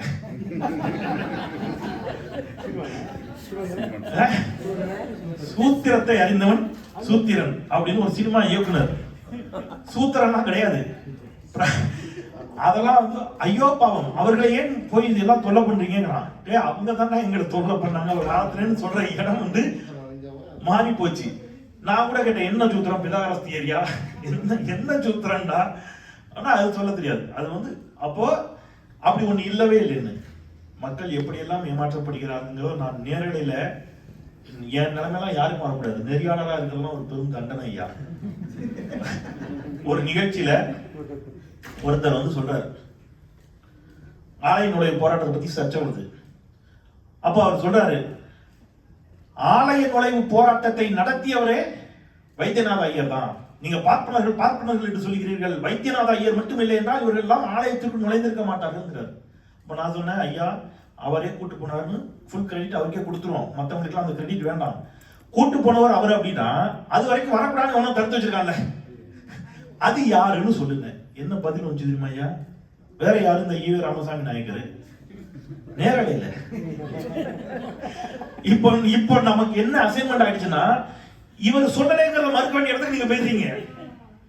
சரிங்களா? அடுத்த நாள் இத ஒரு தினசரி பத்திரிக்கை, எந்த பத்திரிகைன்னு உங்களுக்கே தெரியும். சரியா? கழிவறை வாசல்லே இருப்பாங்க அந்த பத்திரிகை. ஆமா, அந்த பத்திரிகை இதை எடுத்து ஒரு செய்தி ஆக்கலாம். நான் எழுதி தரேன் 5 வருஷம் கழிச்சு இதை ஒருத்தர் சொல்லுவான் எங்கேயாவது, அதுக்கு ஆதாரம் காட்டா இந்த பத்திரிகை செய்தி கொண்டு வந்து காட்டுவான். இவங்க எப்படி ஆதாரங்களை கிரியேட் பண்றாங்கிறது நினைக்கிறதுக்கே நமக்கு என்ன இருக்கு, பயமா இருக்கு. எந்த அடிப்படை தரவுகளும் இல்லாமல் அங்கே ஒரு விவாதம் நடக்கிறது. நம் மீது என்ன சொல்றது, கற்பனை செய்ய முடியாத பொய்கள், வரலாற்று திரிவுகள் சுமத்தப்படுகிறது. அதை முறியடிச்சு, இந்த சாதிய சிக்கல்களை முறியடிச்சு போறதுங்கிறது ஒரு பெரிய சவாலாகவும் சிக்கலாகவும் இருக்கிறது. இந்த சுயமரியாதை சிந்தனை அப்படிங்கிறது இன்னைக்கு வந்து ஸ்கூல் ஸ்டூடெண்ட்ஸ், சின்ன பிள்ளைங்க எல்லாம், சில குறிப்பா மேற்கு மாவட்டத்துல வட மாவட்டத்துல எல்லாம் அவனுக்குள்ள அவளை அசம்பிள் ஆகிறான். நான் சொல்லியே சொல்லலாம்னு நினைக்கிறேன், அல்லது வேணாம், அவருடைய அனுமதி இல்லாமல் சொல்லக்கூடாது. திராவிட இயக்கத்தை சேர்ந்தவர், நல்ல சமூக சிந்தனையாளர், பகுத்தறிவாதி. நான் ஆஃப்டர் ரெக்கார்ட் ஆனா அப்புறம் உங்க எல்லாருக்கும் ஒரு பேரை சொன்னேன். அவர் கவலையோடு சொல்றாரு, அவர் பொண்ணு கோயம்புத்தூர்ல அந்த பொண்ணு படிக்குது, பெரிய இன்டர்நேஷனல் ஸ்கூல்ல படிக்குது. அவர் பொண்ணு அவர்கிட்ட போய் கேட்டிருக்குது, அப்பா நம்ம என்ன கூட்டம்னு கேட்டிருக்கு. அவர் ஷாக் ஆகி கேட்டிருக்காரு, உனக்கு இதெல்லாம் யார் சொல்லி கொடுத்தா அப்படின்னு.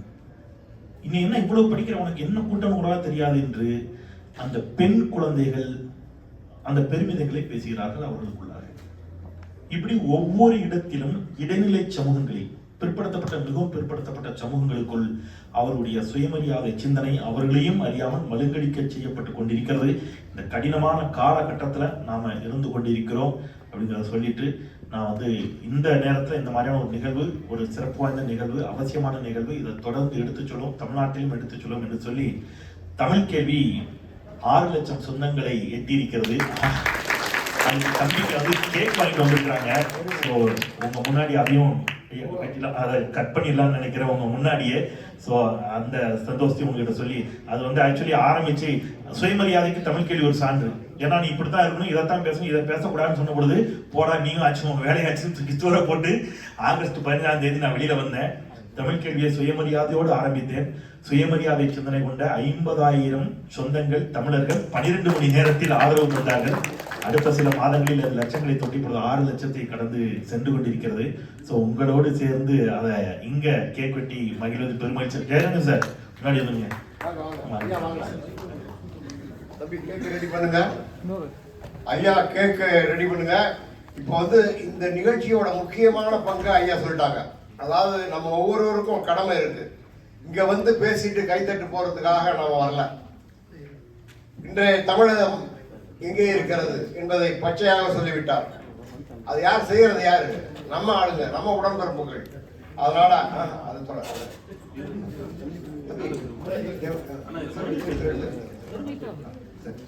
அதனால நம்ம ஒவ்வொருவரும் நாம் செய்ய வேண்டியதை கட்டாயம் செய்ய வேண்டும் என்று அன்புடன் வேண்டிக் கொள்கின்றேன். ஐயா அவர்களுக்கு பரிசளிக்க இங்க அமெரிக்கா, தம்பி கொஞ்சம் கொஞ்சம் கொஞ்சம் அமைதியா கேளுங்க. அமெரிக்காவில் ஹார்வர்ட்ல நீங்க கஷ்டப்பட்டீங்கன்னா உள்ள போயிடலாம். ஆனா அதுவும் கூட கஷ்டமான ஒரு இடம் இருக்கு. அது என்னன்னு கேட்டீங்கன்னா வெஸ்ட் பாயிண்ட். வெஸ்ட் பாயிண்ட்னா எத்தனை பேருக்கு தெரியும்? கை தூக்குங்க. வெஸ்ட் பாயிண்ட் உங்களுக்கு தெரிஞ்சவங்க யாராவது போயிருக்காங்களா? இல்ல. அதாவது அமெரிக்காவின் பெரிய பெரிய ஜெனரல்கள்லாம் பயிற்சி பெற்ற இடம் அந்த வெஸ்ட் பாயிண்ட். அந்த வெஸ்ட் பாயிண்ட்ல இருந்து வந்த நம்முடைய பெண் வந்து இந்த பரிசை ஐயா செந்தில்வேல் அவர்களுக்கு வழங்க வருகின்றார்கள். அவர்களையும் இந்த கேக் வெட்டும் திருமணியில் கலந்து கொள்ள அழைக்கின்றேன்.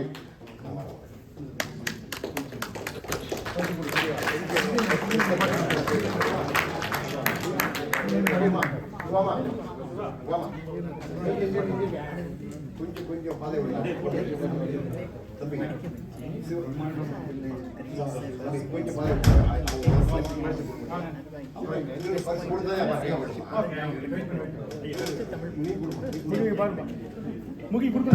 பேர் சொல்லுமா? எங்க என் பேரு வெண்முகில். நான் வந்து west point United states military அகாடமியில் இருக்கேன். 3வது வருஷம் நான் போக போகிறேன். அங்கே வந்து டென்னிஸ் 13 இயர்ஸாக ப்ளே பண்ணி என்னை ரெக்ரூட் பண்ணியிருக்காங்க. ஸோ அங்கே தான் எனக்கு ஸ்போர்ட்ஸ் கோட்டா.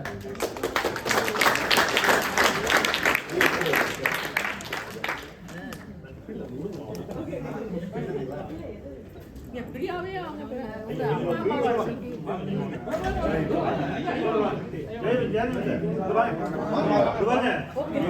இருந்து நீங்க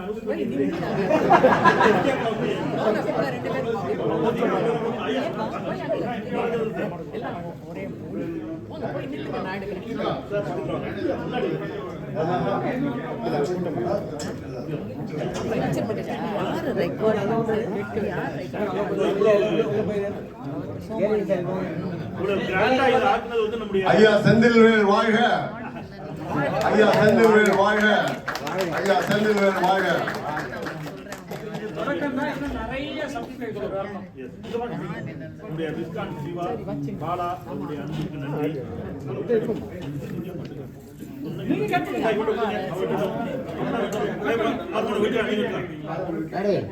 வீடியோ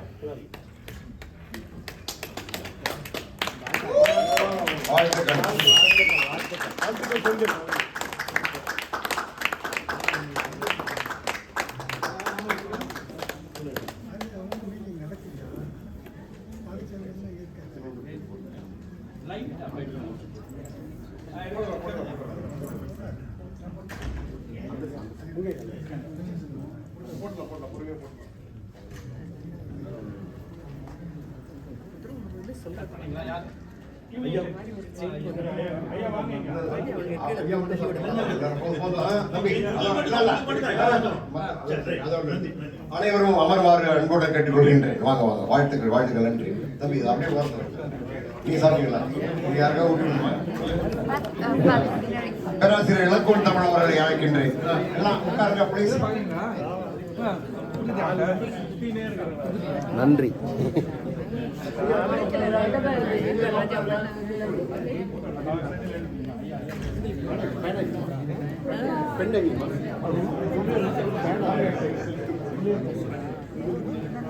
அனைவரும் அமர்வுபடி சாரி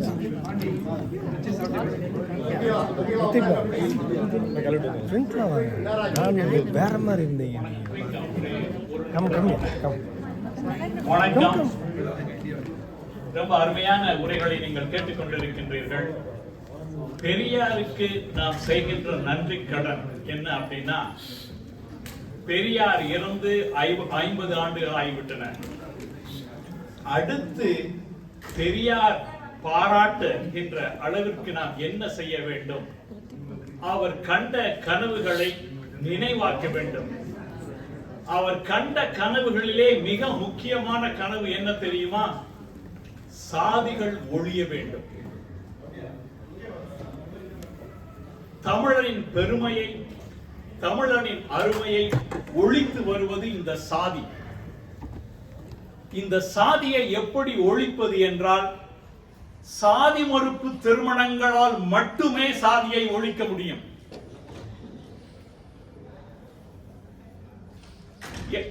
இந்த நிகழ்வுகளை பயன்படுத்தி நமது தமிழக முதல்வர் மாண்புமிகு முத்துவேல் கருணாநிதி ஸ்டாலின் அவர்களுக்கு ஒரு வேண்டுகோள் வைக்க விரும்புகிறேன். உங்கள் அனைவரின் சார்பாக 2025 ஆண்டினை சாதி மறுப்பு திருமண ஆண்டாக அறிவிக்க வேண்டும். சாதி மறுத்து திருமணம் செய்வது ஒரு பெருமையாக கருத வேண்டும். அப்படி அவர்கள் அதை முன்னெடுப்பார்கள் என்றால் தமிழுக்கும் தமிழர்களுக்கும் இந்த திராவிட இயக்கத்திற்கும் செய்கின்ற மிகப்பெரிய பெருமையும் நன்றியுமாகும். வணக்கம். நன்றி நன்றி செய்வோம். அடுத்து இணையத்திலே நாம் பல்வேறு செய்திகளை பார்க்கின்றோம், படங்களை பார்க்கின்றோம். இப்பொழுது ஆர்டிபிஷியல் இன்டெலிஜென்ஸ் என்று மிகவும் சிறப்பாக பயன்படுத்தப்படுகின்றது.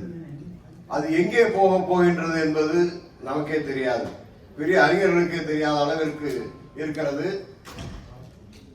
அறிஞர் அண்ணா அவர்கள் அந்த காலத்திலே முதுகலை பட்டம் WMA படித்து கோல்டு மெடல் வாங்கியவர். ஆனால் ஐயா பெரியார் அவர்களின் வசவுகளையும் ஏற்றுக்கொண்டு கூத்தாடிகளை என்று கேட்டுக்கொண்டு நாடகத்தில் நடித்தார். ஏனென்றால் MR ராதாவின் நாடகத்தை பார்த்தார். அப்பொழுது சொன்னார், நாங்கள் நடத்தும் 100 கூட்டமும் சரி, MR ராதா நீ போடும் ஒரு நாடகமும் சரி என்றார். அந்த அளவிற்கு தந்தை பெரியார் அவர்களை ஆர்டிபிஷியல் இன்டெலிஜென்ஸ் எங்கே கூட்டு செல்ல வேண்டும் என்பதற்காக ஒரு வல்லுநரை இங்கே அழைக்கின்றேன். மைக்ரோசாப்டில் டைரக்டராக இருக்கும் செசில் சுந்தர் அவர்களை இங்கே எப்படி கொண்டு செல்லலாம் என்பதை சிந்தனையுடன் சொல்லுமாறு மிகவும் அன்புடன் அழைக்கின்றேன். வாங்க. வணக்கம், நன்றி. This is Cecil. I work as the director of data and AI at Microsoft. Before talking about artificial intelligence, வச்சு நம்ம எப்படிலாம் கொண்டு போகலாம், பெரியாருடைய ஐடியாலஜியோ அவங்களுடைய வேலைகளையோ எப்படி அடுத்த ஜென்ரேஷனுக்கு கொண்டு போகலாம், எப்படி உலகம்லாம் கொண்டு போகலான்றது வந்து பேசுறதுக்கு முன்னாடி couple of points I want to mention. இந்த ஊரில் வந்து N வேர்டுன்னு ஒன்று சொல்லுவோம். அந்த வேர்டு யாராவது யூஸ் பண்ணாங்கன்னா வந்து it is very punitive actions will be taken. சொல்லிடுறேன் நான், நீங்களும் சொன்னாவே வந்து you can be kicked out of the country, you can be jailed. ஒரு வேண்டுகோள் என்னன்னா, ஒரு submission to the government, not now, for all the thought leaders here. இந்த சூத்திரம்னு சொன்னீங்க இல்லையா, அந்த வேர்டு சொன்னா legally you should take action.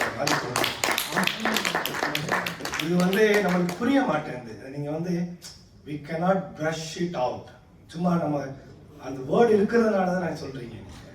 இப்போ அந்த வேர்டு இருக்கிறதுனால அது திரிக்கவும் முடியுது இல்லையா. இந்த மாதிரி ஒரு நம்ம என்ன பண்ணணும்ன்றது ரொம்ப இம்பார்ட்டன்ட்னா, ஒரு லெகசி, ஒரு ஐடியாலஜி, ஒரு வேல்யூ, ஒரு பெரிய தாக்கம் வந்து சொசைட்டியில் நம்ம வந்து we have seen பெரியார் டைம்லையோ கலைஞர் டைம்லையோ பார்க்குறோம். இப்போ இருக்கிற டைமில் வந்து டெக்னாலஜி யூஸ் பண்ணி ஆர்டிஃபிஷியல் இன்டெலிஜென்ஸாக இருக்கட்டும், எந்த டிஜிட்டல் மீடியா இதெல்லாம் நம்ம யூஸ் பண்ணலைன்னா அந்த கேப் நேற்று பேசின மாதிரி ரொம்ப வைடன் ஆகிட்டே போயிடும். அது வந்து தமிழ்நாட்டில் மட்டும் நம்ம பண்ணணும்னு அவசியம் இல்லை. இதெல்லாம் யூஸ் பண்ணி இப்போ we have a Periyar Ambedkar study circle in North America. I support that. And then we have a Periyar as a foundation as well as groups within corporate America. And corporate America, it allows you to have this kind of ideologies, thoughts, freedom of expression, it is available. On the circle, like-minded people are contributing. So there are a lot of people that are contributing to that. In the corporate America, உங்களுடைய ஆய்வுகள், உங்களுடைய research, உங்களோட ideas and concepts வந்து எப்படி நம்ம கொண்டு போகணும் அப்படின்றது வந்து ரொம்ப இம்பார்ட்டன்ட். அதுக்கு என்னென்ன ஹெல்ப் பண்ண முடியுமோ அது என்னென்ன மாதிரி ஆளுங்க வந்து தெர் எனஃப் பீப்புள் அவேர்னஸ் இல்லை. நார்த் அமெரிக்காவில் பார்த்துட்டிங்கன்னா the reach we have across the global is ரொம்ப significant reach. என்ன challenge we have is we are not aware. And இப்போ வர ஜென்ரேஷன் ஐயா நம்ம நினைக்கிற மாதிரி செந்தில் சார் நீங்கள் சொல்கிற மாதிரி they are not idle. அவங்க பண்ணணும்னு ஆசைப்படுறாங்க, கனெக்ஷன் இல்லை, அவேர்னஸ் இல்லை. And they are also very bold. I will tell you that. They are very boldly எப்படி வந்து women's equality and parity corporate அமெரிக்காவில் ஃபைட் பண்ணுறோமோ அதே மாதிரி இந்த ஐடியாஸையும் ஐடியாலஜிஸையும் எடுத்துகிட்டு போய் ஒரு ஒரு பெரிய அவேர்னஸ் கிரியேட் பண்ணுறதுக்கு ஆட்கள் ரெடி. நம்ம வந்து அந்த அந்த ஒரு ஒரு சர்க்கிளை கிரியேட் பண்ணி அதை கொண்டு போகிறது ரொம்ப ரொம்ப important. I will help you all. ரெண்டாவது ஐயா சொன்ன மாதிரி what can we do to take this to next level. இப்போ நாங்கள்லாம் வந்து ஒரு சொசைட்டியில் இந்தியாவில் இருந்து வந்து இங்கே ரீச் ஆகிருக்குன்னா it's not a privilege. I think it is our responsibility, right? It is our responsibility and also rights and responsibility எங்களுக்கு இருக்கு. அதுக்கு வந்து we can get sponsorship for all this work. அது கட்டாயம் வந்து கொண்டு போனால் technology is just a platform. நேற்று மெஷின் லேர்னிங், முந்தா நேற்று வந்து ப்ராப்ளி டிஜிட்டல் இது மொபைல் டிஜிட்டல் மீடியாஸ், இன்னைக்கு ஆர்டிஃபிஷியல் இன்டெலிஜென்ஸ். டெக்னாலஜி வந்து ஒரு வெஹிக்கிள் தான், நாளைக்கு எவல்யூஷன் ஆகிட்டே போயிட்டு இருக்கும். பட் இந்த நெட்வொர்க்கை நம்ம கிரியேட் பண்ணிகிட்டே இருக்கும்போது இந்த மாதிரி ஐடியாஸ் வந்து நம்ம ரொம்ப ஃபாஸ்ட்டாக not only in America we can create such awareness across the globe. அது எங்கெங்கே போய் சேர முடியுமோ போய் சேரலாம். பர்சனலாக I want to commit, I will sponsor this. I will personally sponsor. இப்போ பெரியார் வந்து ஒரு சில கான்டென்ட், ஒரு 4, 5, 6 கான்டென்ட்ஸ் வந்து நீங்கள் வந்து அதை ஒரு டிஜிட்டலாக க்ரியேட் பண்ணி, ஐயா சொன்ன மாதிரி நேற்று பேசும்போது நீங்கள் வந்து பெரியாரே பேசுகிற மாதிரி through voice recognition and natural language இதெல்லாம் பண்ணும்போது அவங்களுடைய கான்டென்ட்டை நீங்கள் கொடுத்துட்டீங்கன்னா I will personally sponsor that series of videos and I will bring lot of sponsors also. இது வந்து இந்த கமிட்மெண்ட்டை நம்ம பண்ணணும்.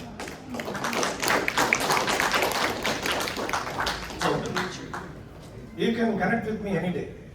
LinkedIn, சிவா தெரியும் definitely.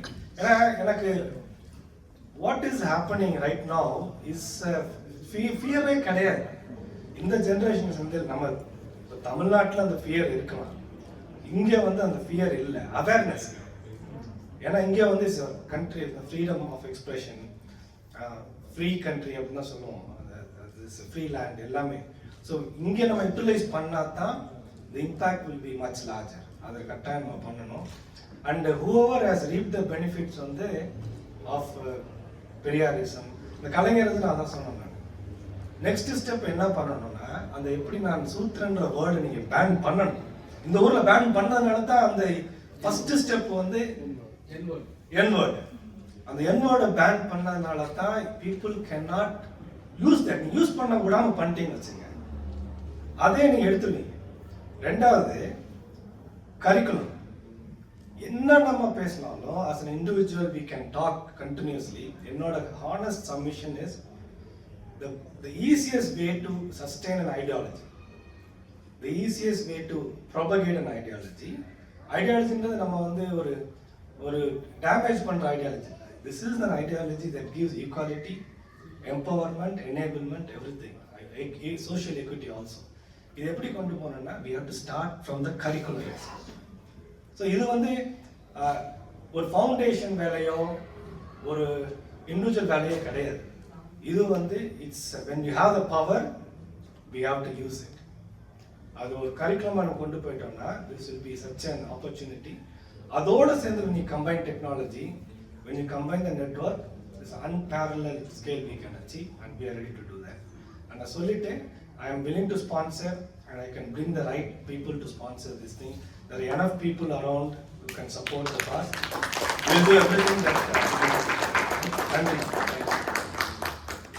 Thank you very much. We really appreciate. We have the talent, we have the energy, we have to coordinate. We will do that. நன்றி.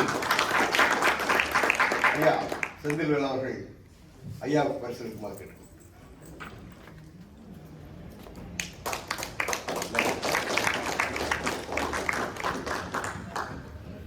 அடுத்து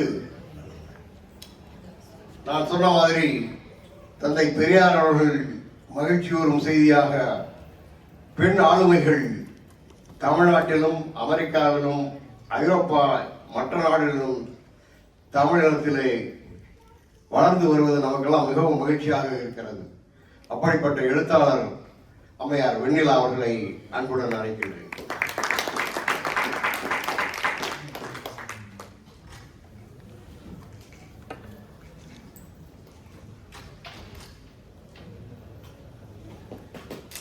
அனைவருக்கும் இனிய மாலை வணக்கம். நான் திரு பாலச்சந்திரன், அறிவுமதி, கலைப்பெருமாள், நாங்கள் 4 பேரும் ஒரு தனி அமர்வு, தனி தலைப்பு, அதற்கான வேறொரு மனநிலையோட நாங்கள் வந்து காத்துட்டு இருந்தோம். ஆனால் திடீர் நிகழ்வு மாற்றங்களால் வேறொரு நிகழ்வினுடைய தொடர்ச்சியாக இங்கு பேச வேண்டிய நிலை. இலக்கியத்தில் வரலாறு இந்த தலைப்பில் தான் நான் பேசுவதாக இருந்தது. சென்னையிலிருந்து புறப்பட்டு வரும்போது இலக்கியத்தில் வரலாறு குறித்து நான் பேச தயாரித்து வைத்திருந்த விஷயங்கள் எல்லாம் வேறு வேறு.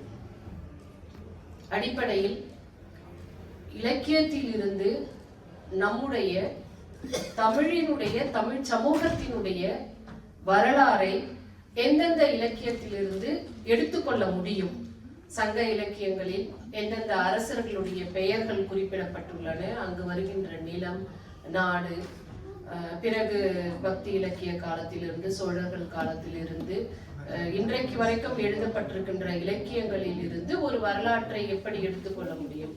குறிப்பாக சிலப்பதிகாரம் என்றால் அதற்குரிய காலத்தை கணிக்கும் போது அதில் வருகின்ற ஒரு செய்தியிலிருந்து அந்த வரலாற்றை நாம் வந்து ஊகித்தறிய முடியும்.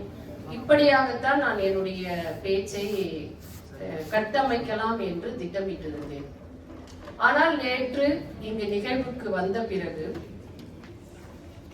இந்த நிகழ்விற்கு வெளியில் காத்திருக்கும் போது மினசோட்டா தமிழ்ச்சங்கத்தினுடைய நண்பர்கள் ஒரு மலரை என்னிடம் கொடுத்தார்கள். தமிழ்நாட்டினுடைய வரலாற்றை ஒரு பார்வையில் ஒரு புத்தகத்திற்குள் அந்த கால வரிசைப்படி புரிந்து கொள்வதற்கு ஏற்ற வகையில் அவர்கள் அந்த தொகுப்பை தொகுத்திருந்தார்கள். இரண்டாவது, நேற்று இரவு பிரதான அரங்கில் நடைபெற்ற வேலு நாச்சியாரினுடைய நாடகம். இது இரண்டும் இன்றைக்கு நான் பேச இருக்கின்ற அந்த தலைப்பின் உட்பொருளையே மாற்றிவிட்டது. ஆகையால் அந்த 2 செய்திகளில் இருந்து நான் என்னுடைய பேச்சை கட்டமைக்கலாம் என்று நினைக்கிறேன். மினசோட்டா தமிழ்ச்சங்கம் கொடுத்த தமிழ்நாட்டினுடைய கால வரலாற்றை நான் புரட்டி கொண்டே வந்தேன். அதில் படங்களுடன் ஒவ்வொரு காலகட்டத்தினுடைய செய்திகளை மிக சுருக்கமாக ஆண்டு வாரியாக, கால வாரியாக அவர்கள் தொகுத்திருந்தார்கள். ஓரிடத்தில் வரும்போது பென்னிக்விக்கினுடைய படமும் முல்லை பெரியாறு அணை பற்றிய ஒரு குறிப்பும் அதில் குறிப்பிடப்பட்டிருந்தது. நமக்கு என்னன்னாலும் நம்முடைய தொடர்புடைய ஒரு செய்தி எனும்போது அதில் உடனடியாக ஆர்வம் வரும் அல்லவா. அப்படி நான் அந்த படத்தை பார்த்தேன். மேலே 1887 என்று குறிப்பிட்டிருந்தார்கள். அது கட்ட தொடங்கிய ஆண்டு, அந்த ஆண்டை குறிப்பிட்டிருந்தார்கள். நான் நிறைவு செய்த ஆண்டோ என்று நினைத்திருந்தேன். பிறகு அந்த அணையை பற்றிய ஒரு சிறு விவரத்துடன் கடைசியில் வந்து பென்னிக்விக் தன்னுடைய சொத்துக்களை விற்று அணையை கட்டினார் என்று அந்த குறிப்பை முடித்திருந்தார்கள். இரண்டாவது, நேற்று மேடையில் வேலு நாச்சியாரினுடைய நாடகத்தில் வேலு நாச்சியார் விருப்பாச்சி கோபால் நாயக்கரிடம் உதவி கேட்டு செல்கிறார். அவர் குயிலி என்ற ஒரு பெண்ணை அறிமுகப்படுத்தி உங்களுக்கு உதவியாக இருப்பார் என்று சொல்லி அந்த பெண்ணை அனுப்புவதாகவும், பிறகு அந்த பெண் ஆங்கிலேய ஏகாதிபத்தியத்தினுடைய வலிமையை குறைப்பதற்காக, பலத்தை தகர்ப்பதற்காக ஆயுத கிடங்கில் தன் உடலெங்கும் எரிநெய்யை பூசிக்கொண்டு தன்னையே அந்த தீக்கு அர்ப்பணித்து வேலு நாச்சியாரினுடைய வெற்றியை உறுதி செய்ததாகவும் அந்த நாடகத்தில் சொல்லப்பட்டிருந்தது. தமிழ்நாட்டில் பல கூட்டங்களில் நான் தொடர்ந்து பேசிக் கொண்டிருக்கின்ற ஒரு செய்திதான் இது. நம் கண் முன்னால் சமகாலத்தில் ஒரு வரலாறு எவ்வாறு கட்டமைக்கப்படுகின்றது என்பதற்கு இந்த 2 செய்திகளும் மிக முக்கியமான உதாரணங்களாக நான் பார்க்கிறேன். குயிலி என்ற ஒரு பெண் வேலு நாச்சியாரினுடைய வரலாற்றுக்குள் எப்படி நுழைந்தாள் என்ற கதையே மிக சுவாரஸ்யமானது. ஒரு நாவல் எழுதுகிற அளவிற்கு மிக சுவாரஸ்யமான ஒரு செய்தி. அதை பற்றி ஒரு நண்பர், சிவகங்கையை சார்ந்தவர், மயில்வாகனன் குருசாமி என்று அவர் பெயர். அவர் அதை பற்றி ஒரு ஆய்வே எழுதியிருக்கிறார். குயிலி என்ற ஒரு கதாபாத்திரம் எப்படி பிறந்து வளர்ந்து வேலு நாச்சியாரினுடைய வரலாற்றுக்குள் நுழைந்து வேலு நாச்சியாரை விட வலிமை மிகுந்த ஒரு கதாபாத்திரமாக, வரலாற்று பிம்பமாக மாற்றப்பட்டுள்ளது என்பதை அவர் தன்னுடைய ஆய்வின் மூலம் எழுதுகிறார். ஏனென்றால் பின்னாடி உண்மையை சொன்னா நல்லா இருக்கும்னு நினைக்கிறேன். அதனால அந்த கதை போனபடியே நான் போகிறேன். குயிலி முதலில் எங்கிருக்கிறார், எங்கிருந்து பிறந்தார் என்று அவர் தேடி போகிறார். முதல்ல அவர் ஊர் சிவகங்கைன்றதுனால அங்க இருக்கிற சட்டமன்ற உறுப்பினர் ஒரு முறை சட்டமன்றத்துல பேசியிருக்கார். தமிழ்நாடு அரசிடம் குயிலி வேலுநாச்சியருடைய வெற்றிக்கு உறுதுணையாக இருந்தார்கள், அதனால அவர்களுக்கு வேலுநாச்சியார் மணிமண்டபம் அமையும் பொழுது குயிலிக்கும் ஒரு மணிமண்டபம் அமைக்க வேண்டும் என்று ஒரு கோரிக்கை வைக்கப்பட்டிருக்கிறது. எனவே அந்த நண்பர் தன்னுடைய தொகுதி சட்டமன்ற உறுப்பினரிடம் போய் கேட்டிருக்கிறார், நீங்க சட்டமன்றத்துல இப்படி ஒரு கோரிக்கை வச்சிருக்கீங்க, என்ன அதுக்கு பின்புலம் என்ன, குயிலி யாரு அப்படின்னு கேட்டிருக்க.